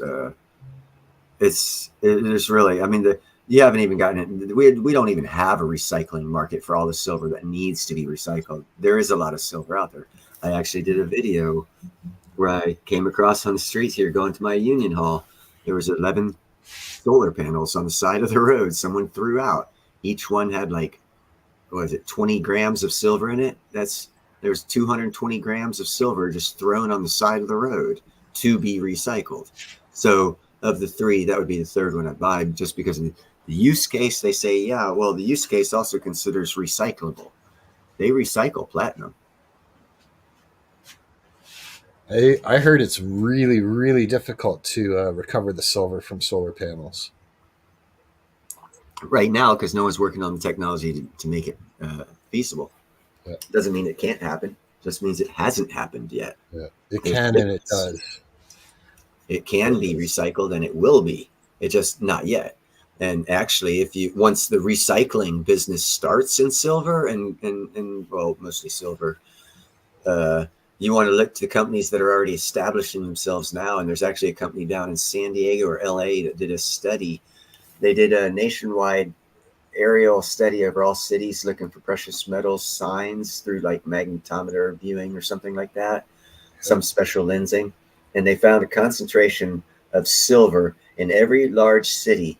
And then when they went to the map to find out where it corresponded from their camera view, which didn't show features, it was some other type of camera view, and they overlaid the topographical with the city, they discovered that there was the sewage plants of all the large cities. And the reason why they can't get in there to recycle it is most sewage plants in the big cities have needles and all kinds of other stuff, along with, of course, the waste product. You have medical excrement products down there. So it adds to the cost of getting down there to get that silver. But there is a lot of silver in these waste containers in big cities because everyone seems to be pooping out silver, just a little bit, but because of the weight of it and the way they recycle it in those big tanks, it all gathers at the bottom in one area. And who you'd want to invest in is companies that already gathered that information because they're the ones working on recovering it. Mhm. And that'll be a big business once silver gets too expensive to mine. That's when the economy of recycling will kick in, and those already in the game will profit most from that game, and that game is coming up.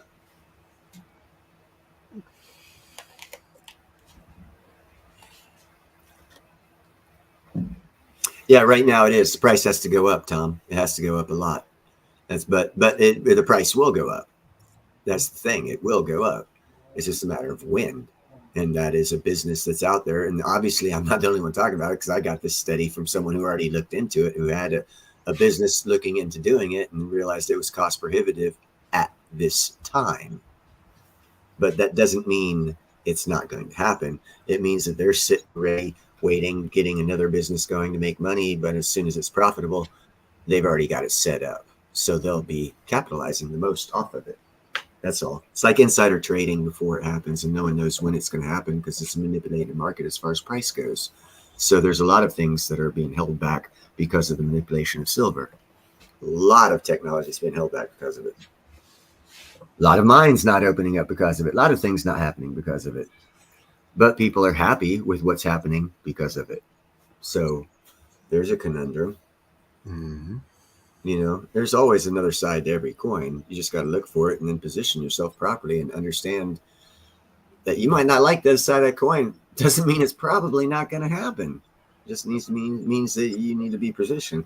You know, the times we're going through right now economically, no one wanted to go through it. But when Alan Greenspan said, well, no, if we make this move now, I can still guarantee Social Security checks will be issued. I just can't guarantee how much they'll buy. That was a pretty good damn indicator of what the future was going to bring. Just because no one wanted to hear the Federal Reserve on national TV tell you the forecast of the future 15 years in advance doesn't mean you shouldn't have freaking listened to him. It just means no one did. So we're all going to suffer. So the game is who loses the least. Position yourself to lose the least, and you'll be the winner. You know? Because that's a game that was set out before us, and we all knew it when he told us that. And we didn't do anything about it then. We were warned. Even me. I'm not above it. I'm an idiot just like everyone else. I was astonished when he said that. But yet I did nothing to prepare. You know, so I'm an idiot too. But I mean, you know, it is what it is. You know, we weren't raised to know about economics, learn about economics, or care about economics, so we didn't. And therefore, when people tell us blatantly what's going to happen, we didn't put it together until it starts happening. And that's the reality that we have to deal with now. And that's why I started my show, to help people hopefully lose the least. You know? Did you hurt your head? No. I need a better location. Need a better way to set up that camera. It's a pain in the arse. So what happened was just the camera fell down. But not on my head like Maxwell's hammer. I would say definitely look into it seriously, Joe.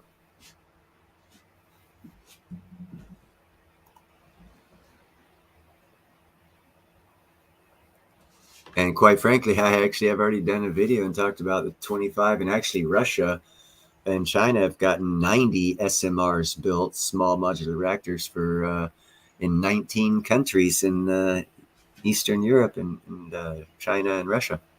So that means there's 90 military bases, foundries, factories, installations, whatever there are. There's 90 of them that are energy self-sufficient on Eurasia, Eastern Europe, as we speak, that the news has not told you about. And to have 90 SMRs is equivalent to about between 3 to 5 large nuclear reactors up and operational. Now, if they did 3 to 5 large ones like they're doing in Egypt, the world would know about it. But to do 90 small ones that gives you the power generation of 3 to 5 big ones, no one seems to care about. So they don't report it. So when they say, oh, energy, Russia's going to run out of energy, these people are going to run out of energy, did they mention those 90 small modular reactors that are creating energy? Not one news station did. But would that not affect how that country runs because of its not lack of energy that everyone seems to think it's going to have? Well, yeah, it probably will. And then, like I said, there's an American company that already have 25 operational in Eastern Europe. So there's actually a total of 115 on the Eurasian continent that are running right now. That's like 115 cities of 50,000 people worth of power. That's a lot of freaking power. But hey, you know what? If we're not going to talk about it, it means it's not happening. So let's invest like that.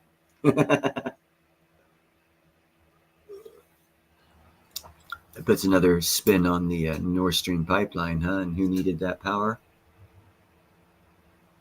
Eurasia doesn't need that power. Seems like Europe's the only one that needed that power.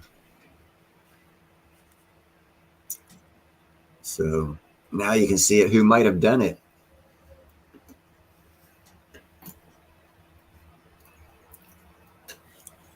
Knowledge is power.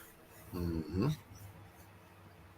Yeah, I've not seen the new Scottsdale place either.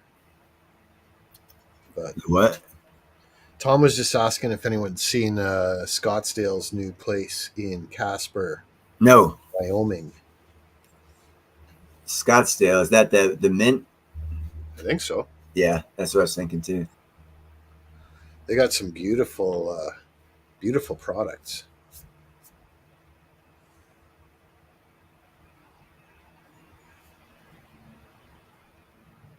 I don't think I'd buy any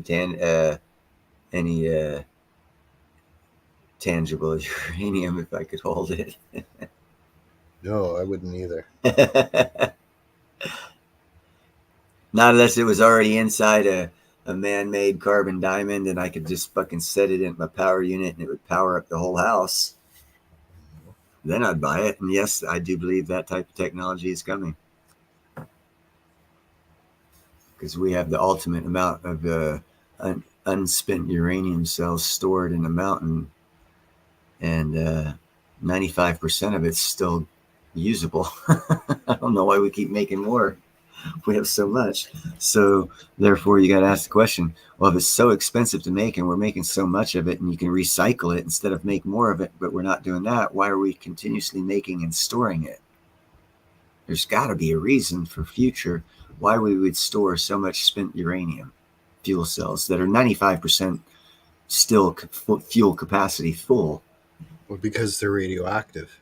Well, yeah. Well, let's look at France. France recycles its uranium, and it's radioactive too. Okay.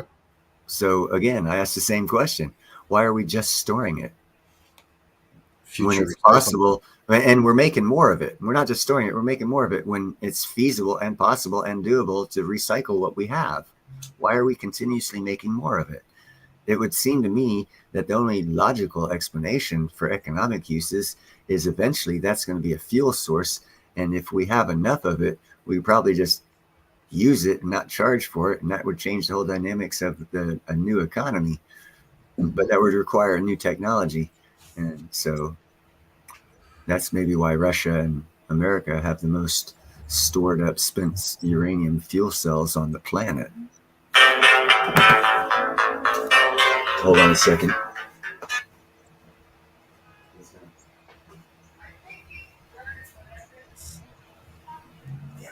I'll be right back. I'll be right back. Okay. So it's at this point in Neil's show where JM takes over. Welcome everybody to the Prince of Platinum show.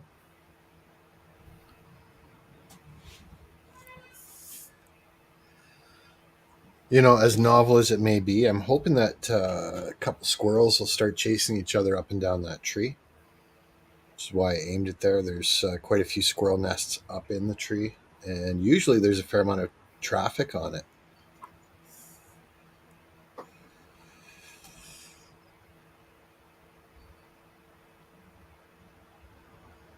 I did see one off to the right, drinking some water.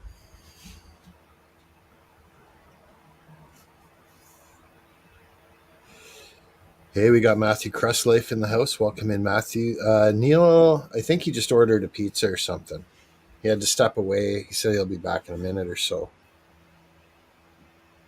Checking out I didn't know Walmart sold platinum. I knew they had gold and silver. That's right on.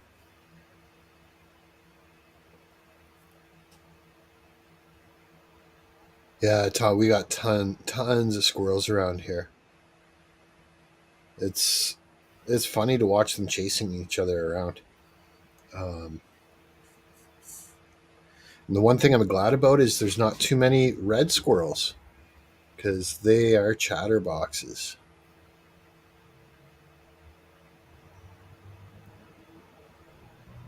Use the 5% cash back for buying platinum. It's a good idea, I think.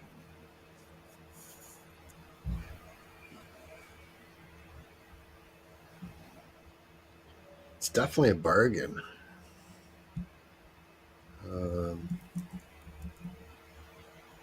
Platinum prices.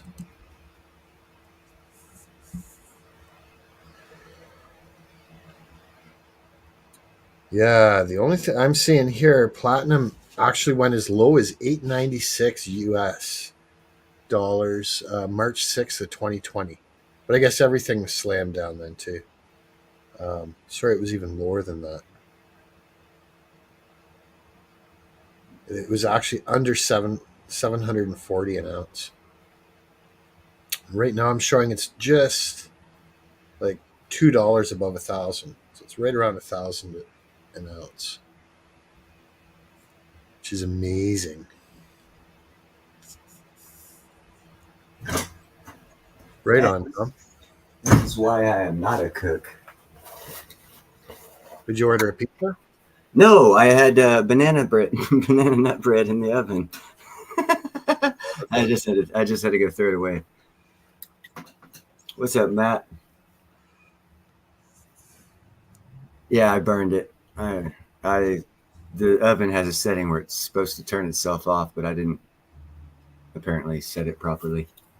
Dang. And it kept cooking and kept cooking and kept cooking. I was expecting it to be cooled down and still hot, but good eating. But I didn't set the fucking oven right, and I burnt the damn thing.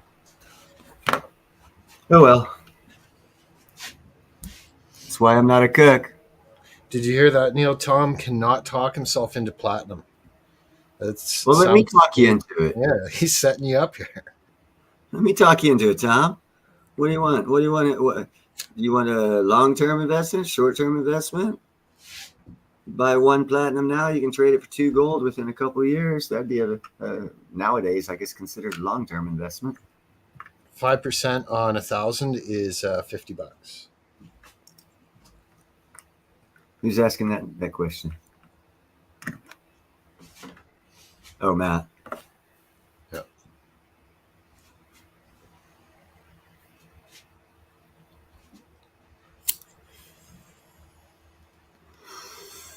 Yeah, I think if you have like a Costco card and you buy gold at Costco, you can get up to 4% cash back on your purchases. So you actually get a 4% discount if you buy through Costco. If you have their professional card, not the retail card or something like that. I wonder what the premium is there at Walmart or Costco for that matter.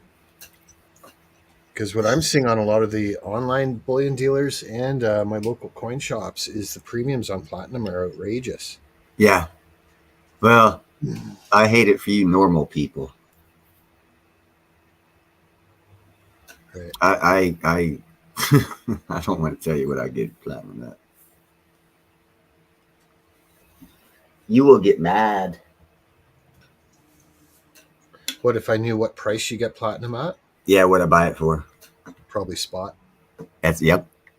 I get it at spot. Good. I got to check out Louis Silver. You know what? I'm confident I'm subscribed to Louis Silver, but I don't think I've seen any of his content recently.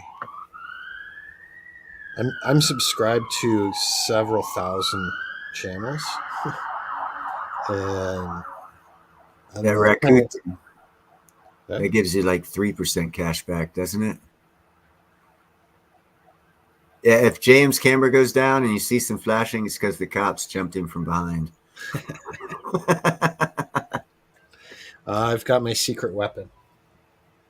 You got the dogs? Nope, it's my brain. Ah. My brain cell. Yeah, that's what I thought. You got it under spot at Costco doing it that way. Yeah, that's awesome. Yeah, Costco membership and that one thing he mentioned, that one Rakuten.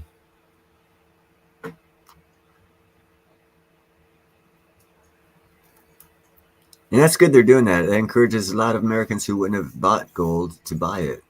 And that's a good thing because back in 1929, 95% of Americans could reach in their pocket and pull out some gold and silver because that's what we used as money. Yep. Nowadays, maybe 1% can pull it out and have it in their pocket, and it wouldn't be gold, it'd probably just silver. Hey, were the nickels ever pure nickel? I knew there was steel during World War II. Right, and there was war nickels that I think had those were steel. There was a bit of silver in them too, wasn't there? That I don't know. I'll have to look on that one. The cents are they still copper? No, they changed them up to have absolutely no precious metal or no real metal in them at all. They used to be though, did they not? Yeah. The most recent rendition of the new nickel is like tin and zinc or something like that. It's like money I used when I bought a game in the 70s and it had fake money in it. That's what it looks. That's what the new nickels are made out of. Yeah. The nickels here are nickel-plated steel. Oh, they're nickel? Nickel-plated. No, Matthew said nickels are still nickel. Okay. They look different, bro. Let's see here.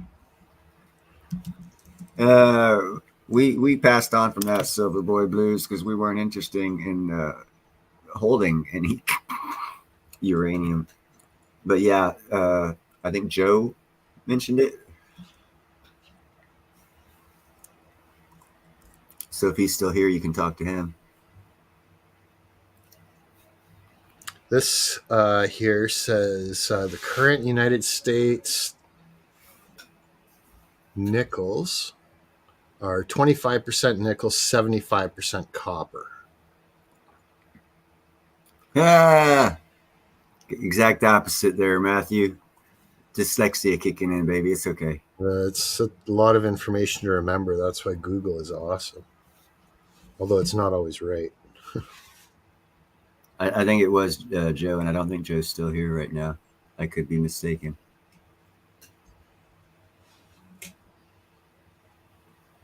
Yeah, but it's illegal to melt American coinage. I think there's more value of them being coined anyway, right? It's a piece of history. Yeah, especially if you keep it in pristine condition as time goes on. Eventually, it should gain more value. Yeah, it's recognizable. But that sucks when the majority of the composition is steel, because that's not a monetary metal. That's industrial. Yep. Which means it is. There's no way it should be able to be defined as money. It's not a monetary. But then you've got the conundrum, and this is why Obama could come up with $1 trillion platinum coin. Platinum isn't listed as industrial, but it's also an American Eagle, which is listed as legal tender. Yeah. So it kind of crosses the boundary of both. Sure. Legally. It legally is an industrial metal, and it also is legally money. And there's actually a historical value or use case of it because Russia from 1825 to 1845 had 4 platinum coins circulated as a national currency. I don't know. Of course, probably the outcome of that was there was not enough of it to be used, or they found some other use, or whatever. But they decided not to continue on with that line of coinage. I don't know the reasoning.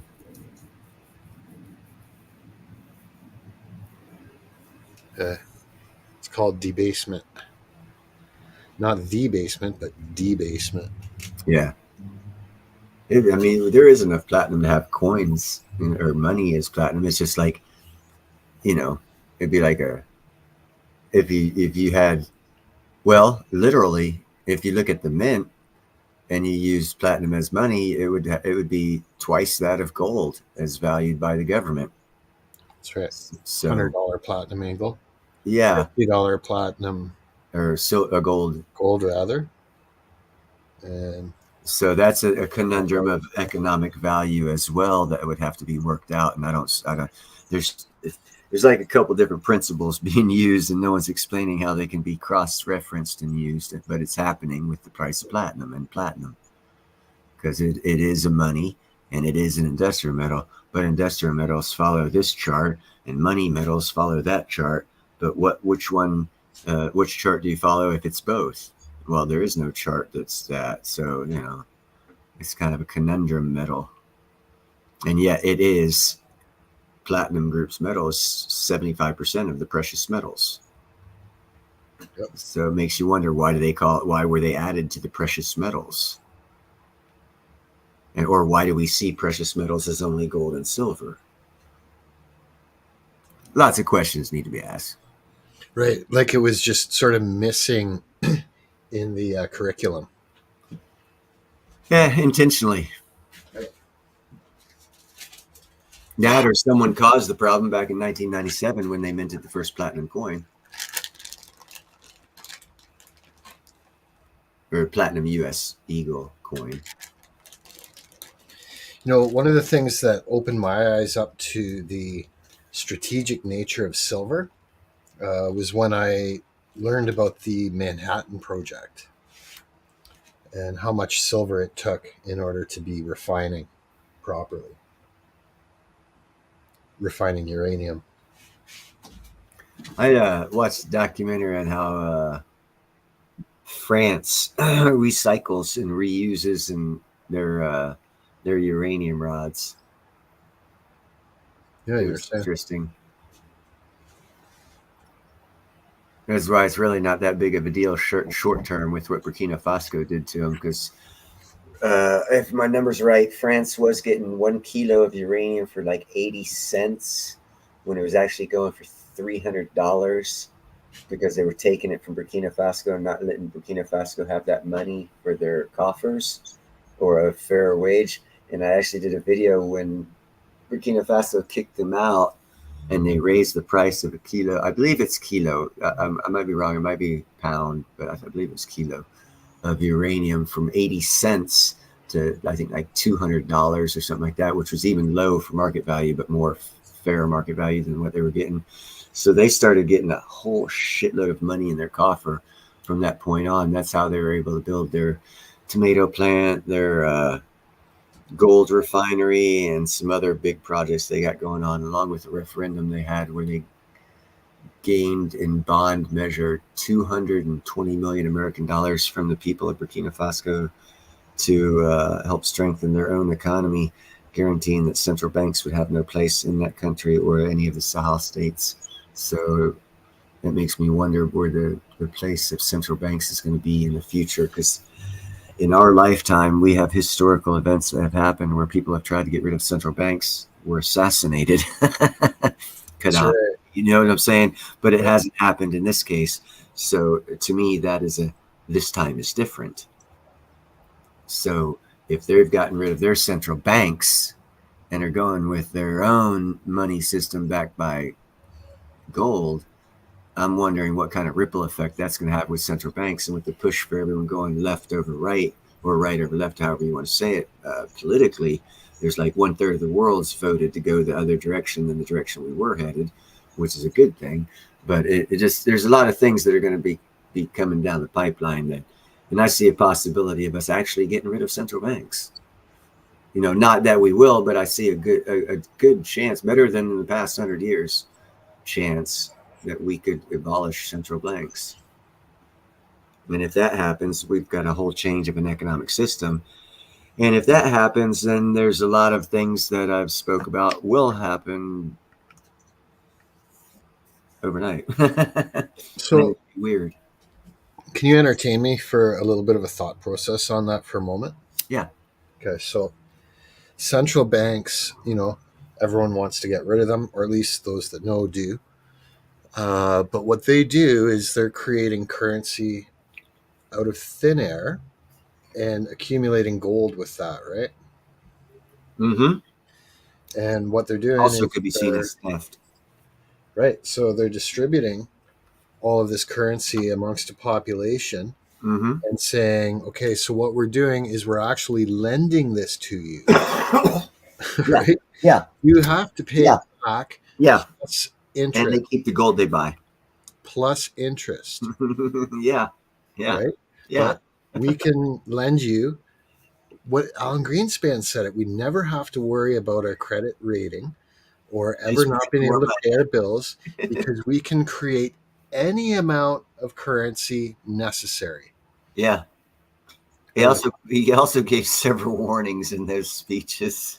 Right. So, therefore, I think in advance to getting rid of these central banks, all of that debt that they intentionally placed on the people of the country needs to be forgiven, wiped out, zeroed out, and all that gold that they've accumulated on our ancestors' backs and ours needs to be dispersed back out to the people. That's the way to get rid of them, or at least the first step, I think. And what do you want? What do you want from me? Oh, just your opinion on it. I agree. Okay. Yeah. No discussion. I agree. No, because they created the problem. It's their problem. It could be wiped out by getting rid of them, and that's what. Now there are certain debts that wouldn't be wiped out. Like where there was actually resources exchanged by countries. That type thing would still have to be worked out. But a majority of this credit shit and debt shit could easily be just disappeared. That's what I speak of it as a new economic system, because that's basically what would happen. And not only would they do that, it would usher in a new economic system, and that's what needs to be thought of as to what that would be and how it would work. And that's where BRICS is coming in with their new transaction exchange system, just like the Swiss system. It has nothing to do with any of our monies whatsoever. It's just like the SWIFT system. If you didn't make money off SWIFT, you ain't gonna make money off BRICS, because it's the same thing. It's just called BRICS instead of SWIFT, and it's controlled by them other than us. And that's, you're still, everything, daily things are still going to happen. Business is still going to happen on a smaller scale. That's just for the multi-billion and trillion-dollar exchange type things to happen. So it's not really going to affect us too awful much, especially if we get rid of central banks, because there's going to be so many other things happening where a change of exchange on an electronic system isn't going to matter, because we'll improve the SWIFT system that we have and make it better than the BRICS system, and then they'll have an international competition between those two systems. But it's not going to affect our countries, and if you run the countries properly, it won't affect them at all. It's only going to affect them if you have illegitimate administrations running those countries, and hopefully we'll be getting rid of that. But it could run smoothly without any problems of transition to a new economy. And that would exist by wiping out all that debt that they've manufactured from thin air, because that's where the debt's at. It's in thin air, other than those debts that were actually physically accumulated through other means, other than that debt accumulation. Yeah, it'd be the national debt for sure. The national debt, I'd say probably 30 of the 36 trillion would disappear. And if that happens, we could pay it off in a year and a half, because our tax base right now at what it's at, I think brings in 4.2 trillion a year. Yeah. So it'd take a year and a half to pay it off. And so in one administration, we'd have a positive fucking debt to income ratio, and you could lower taxes probably by about 50% at least. And then if you wiped out a lot of agencies and downsized and made them more efficient, you could probably totally get rid of the tax system and just go to tariffs and tax everything, all the incoming stuff. And yeah, would that affect prices? Well, yeah, but what would also affect prices is supply and demand. Because if the demand's there and supply's there, the price works out to where a tariff is not. It won't increase the price of bubble gum being brought in that costs $1 now to make it cost $2. It might make it cost $1.01. It's not that tremendously big of an effect, but the tariff put on it with the tens and hundreds of millions of pieces of bubble gum coming in, the revenue gained off of that tariff would surpass the tax that we pay through income and sales. And people are not, they're overstating the economic increased price of taxes and tariffs.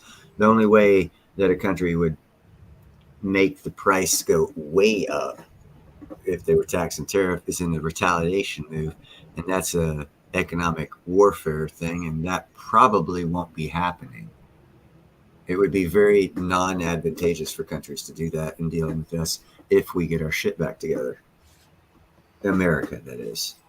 Because we are purchasing, and quite frankly, no country in history has been able to technologically manufacture, create, and revolutionize shit the way America does once we are prosperous and efficient, which we have been in the past. In the 40s, 50s, and 60s, we were a powerhouse.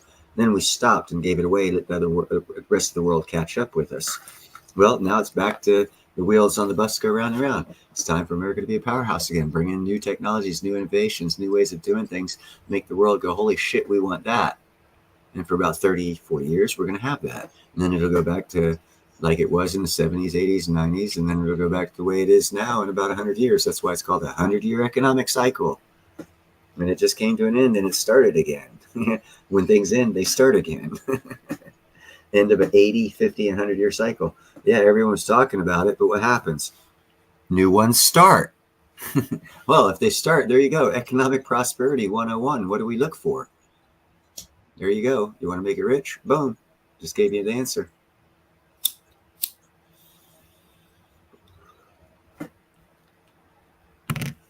Yeah, there's more nuance to it than that, but I gave you the roadmap. Everyone should be rich off that roadmap. You just find out what the 180 and 50-year cycle were that just ended and restarted, and see which direction they restarted in, and then go back and see what happened last time and invest appropriately. I think it's natural resource sector. Yeah, mining's going to be a big deal, bro. I did a video on it about 2 years ago. Yeah, mining's going to play a big, not just for precious metals, mining in general, for all resources. Yeah, even oil and gas. Oil, gas, minerals, seashells, mining. That's why America just did the largest land grab in the history of land grabs in the Pacific Ocean. And then you make a freaking scientific discovery that rocks produce oxygen. Holy shit. And we now own the 80% of those rocks. Oh, hold on. Let's put some common sense to this. What kind of science and technology can we develop from that? Hold on. Rocks that create oxygen. They separate water from they separate hydrogen and oxygen. They separate. So they take water and they make air and fuel. Rocks separate water and make air and fuel. Holy shit. Tell me, what technological advances do you see coming from that? Oh my God, we're going to have a technological revolution. I've been saying it for years, man. What kind of rock is that? It's a rock made out of, what the hell was it made out of? Cobalt, iron, and one other thing.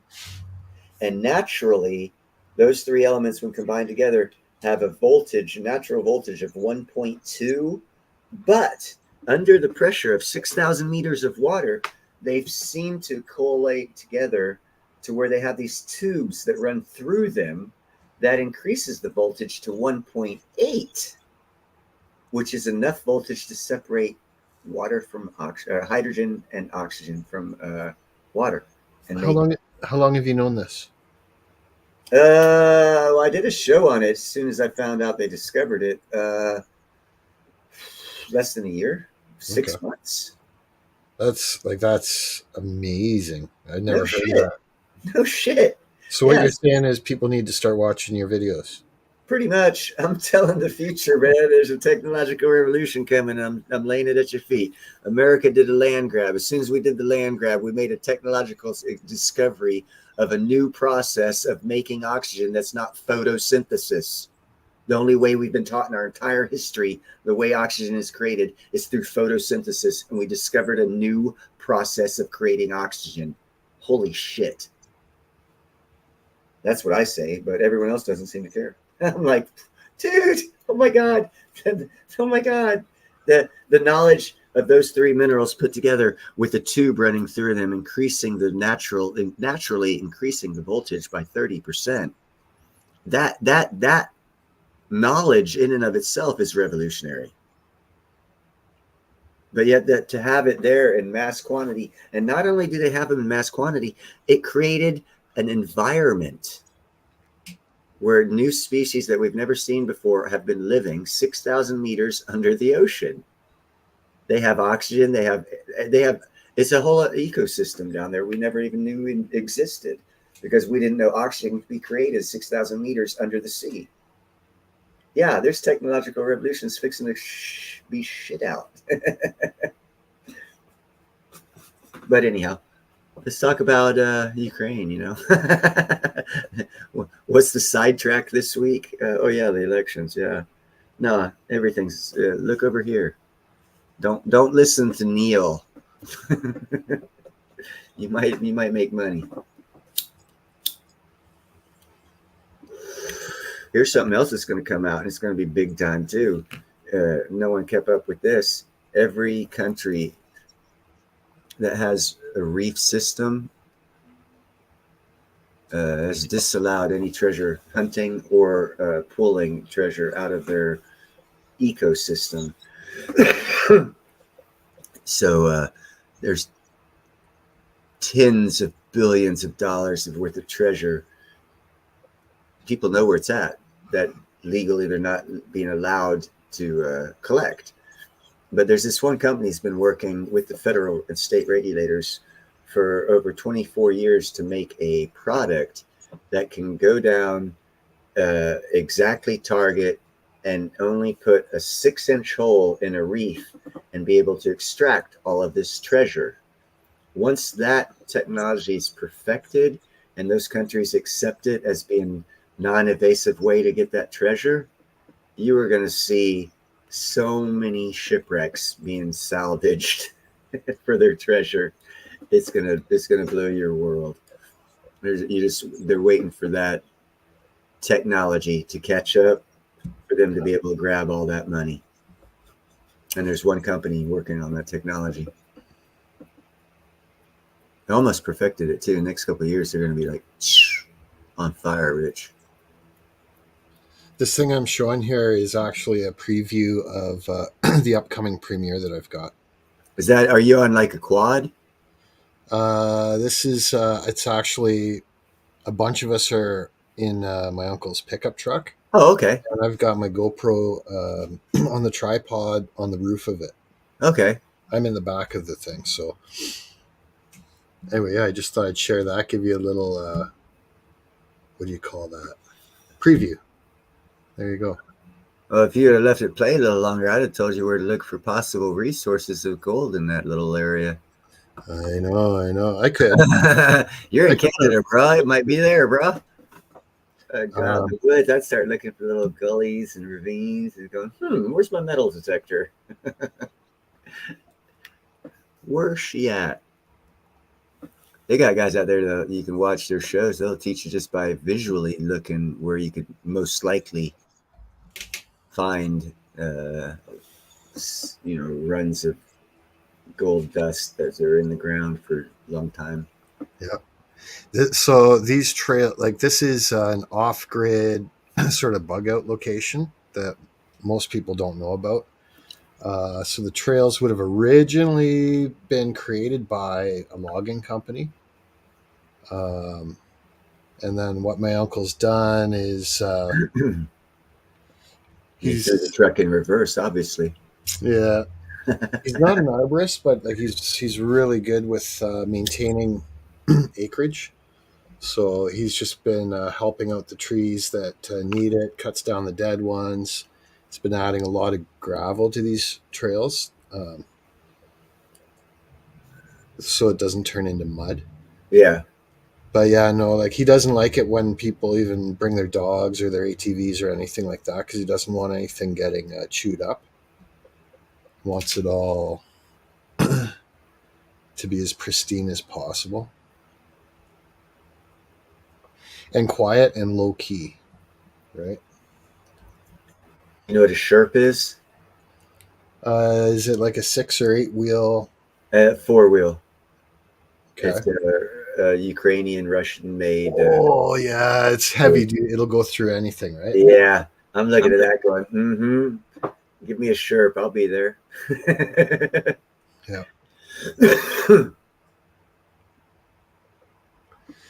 So like to me, there's probably not any good spots on here for finding gold or Yeah, no, there's not. I'm seeing manipulated mounds. Looks like they were moved there by a dozer 20 years ago or 30 years ago.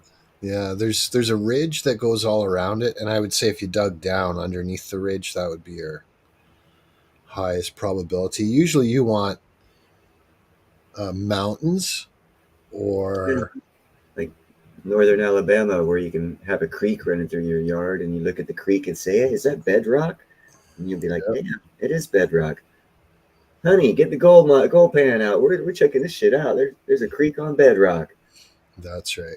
or And obviously, anywhere where there's lots of mines and mining going on is probably an indication that that's or if there was lots of mining going on in the 18th century before the California Gold Rush and they all got shut down. Yeah, I agree. It Yeah, sounds like I watched a video of a guy that was off grid, but he did a video of it, and so his property's kind of halfway up and down on a mountain that's got little creeks and streams that run down it, and like spring water.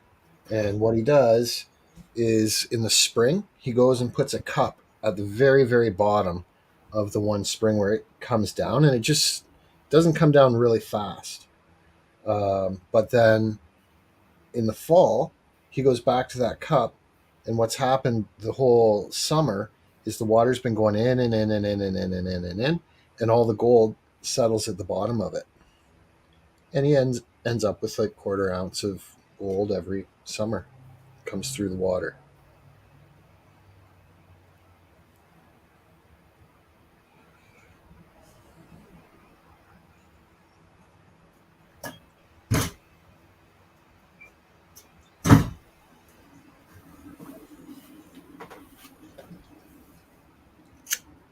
does he deer hunt? Say again? Does he deer hunt? Nope. But there is a black bear and um, It just looks like those openings are areas where people would have like a deer blind and feed the deer. yeah. What's up, gold and silver? Yeah, there's lots of wildlife there. There's a black bear, a cougar, lots of deer, obviously raccoons, porcupines, fox. Um, Those are good places to go swimming, by the way, gold and silver. there's a fisher. He's got lots of like trail cams, and they got a fisher stealing ducks' eggs.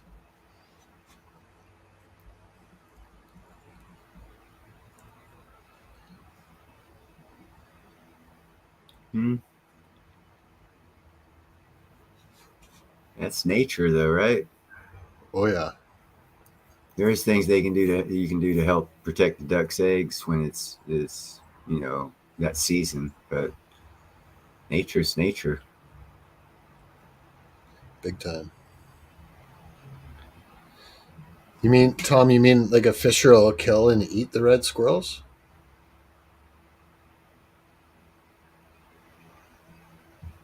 That's what it sounds like.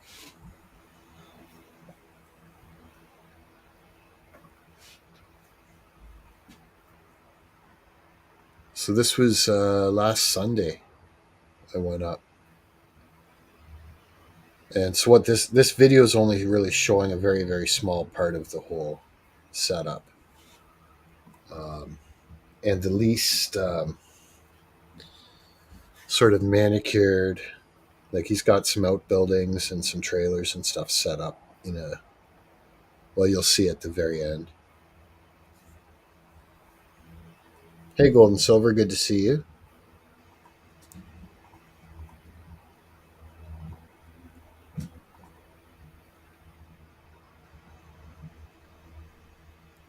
Nice. This location here is north of Toronto.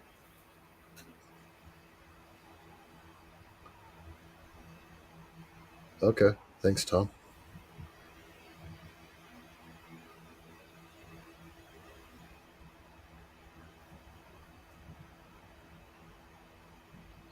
That's rotten, Gold and Silver. Yeah, it is. Who's That's they? fine. The loggers? The logging companies put oil in it? Who put the oil in the swimming? Probably the mining company. That's really rotten. There's actually a quarry in the pretty much inside Pensacola, Florida's area, right outside the city limits, but big time inside where residential Pensacola, Florida. And no one hardly knows about it. By the way, they got the systems and roads set up. People drive by within 100 yards of it, don't even know it's there, and it's a good 2-3 acre. Well, but now it's a pond, but it goes down like 800 foot. Yep. They don't. They got it fenced off as shit. Railroad tracks running right by it. I used to walk the railroad tracks and hit that quarry all the time. You got it. It was obviously it was fenced off, but that didn't stop me. Hey, Joe. I would say it's about 90% deciduous. You will see some coniferous in the area as well. But yeah, the vast majority of this is deciduous. Lots of maple, oak, ash.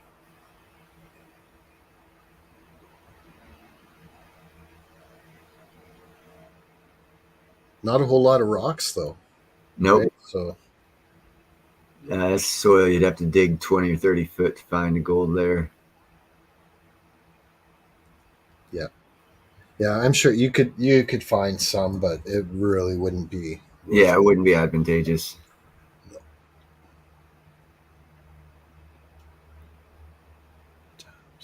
That's a good I've question. Yeah, I've never tapped the maple trees myself, but if you look up Elmira, Elmira, Elmira Maple Syrup Festival, I'm close enough to go there, and the number one source of the maple syrup in my area, anyways, the Mennonites and the Amish. There's a strong population of them, and they go nuts tapping their trees, and some of the non-Mennonite and non-Amish farmers do as well. So yeah, I never buy the Aunt Jemima or any of that sort of thing. I only buy the local pure maple syrup, and same with honey too. And honey, that's good for your, definitely good for your health. Yep. Especially if you get local honey, then you'll take care of a lot of your allergies. Yep. Local apiary.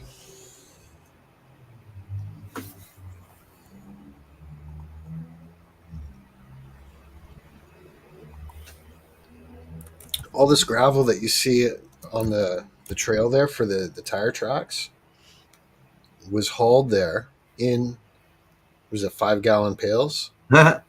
17 of them fit in the bed of that truck, all shoveled in by hand and then put down by shovel and then raked out by hand.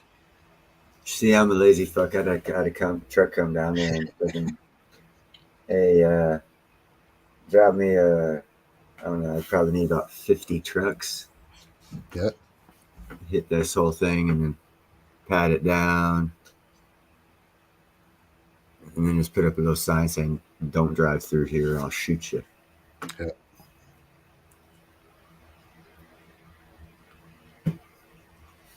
Yeah. Not many people have ever seen this piece of land.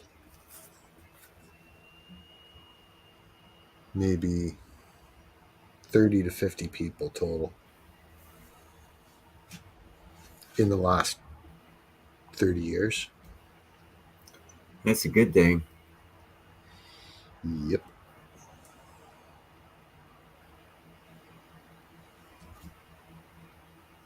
Be great for so many things. There is, you don't see it on this video, but there's a couple zip lines for his kids and grandkids. Dude, if you have control of that much property and you ain't having fun like that, Yep. yeah, there's something wrong with you. I'd have zip lines through there too. And I'd say it was for the kids. I'd say that too. Yep. And I'd be using it all the damn time. And I'd say I'm checking the safety. That's right. Matter of fact, that's one thing I kind of sort of look at when I look in that land in the northeast Alabama area. Some of it's got some steep valley and part of the land, and I always think, yeah, the zip line will get you down to the bottom real quick. And how to make it happen. But then I start thinking about it, and I'm like, all right, well, I'd have to build something there and there. But where you got trees, you don't have to build nothing. You just hook up to the tree. That's right. Have yourself a zip line. Zip line. All right, well, we've been going for about 3 hours. JM, I appreciate the heck fire out of you coming up. Hey, no worries. Are you shutting her down? Yeah, I got some things I got to do. If you look at the beginning of this, I was awestruck that a house I was keeping an eye on, they dropped the price by $95,000, and they were only asking $550 for it to start, and they dropped it $95,000 at one fell swoop. And I was like, hey, and I started looking at that area and saw a lot of houses got dropped, and I figured I'd just bring that to people's attention that, yep, it's happening. Yeah. And then it evolved into this, as all my live streams do. They start off as one thing and then go to whatever they are supposed to be. But yeah, I got other things I have to do. I appreciate everyone who stopped in today. Very much appreciate you being here. I need to speak with Silver Boy Blue if he could pop up here. Yeah, jump up on the panel there. The link is pinned and it works. Yeah. I'm going to drop down then, and thanks for having me up. Right on. Well, you might want to stay too to talk with Silver. Oh, okay. We just need to make sure he gets up here if he's still here. Because I am going to end the stream because I got about 5 minutes I got to take off. So again, thank everyone for being here. I guess I'll end the stream and we'll wait 5 minutes for Silver Boy Blues to take advantage of the pinned stream. And you guys have a great week. Take care, everyone.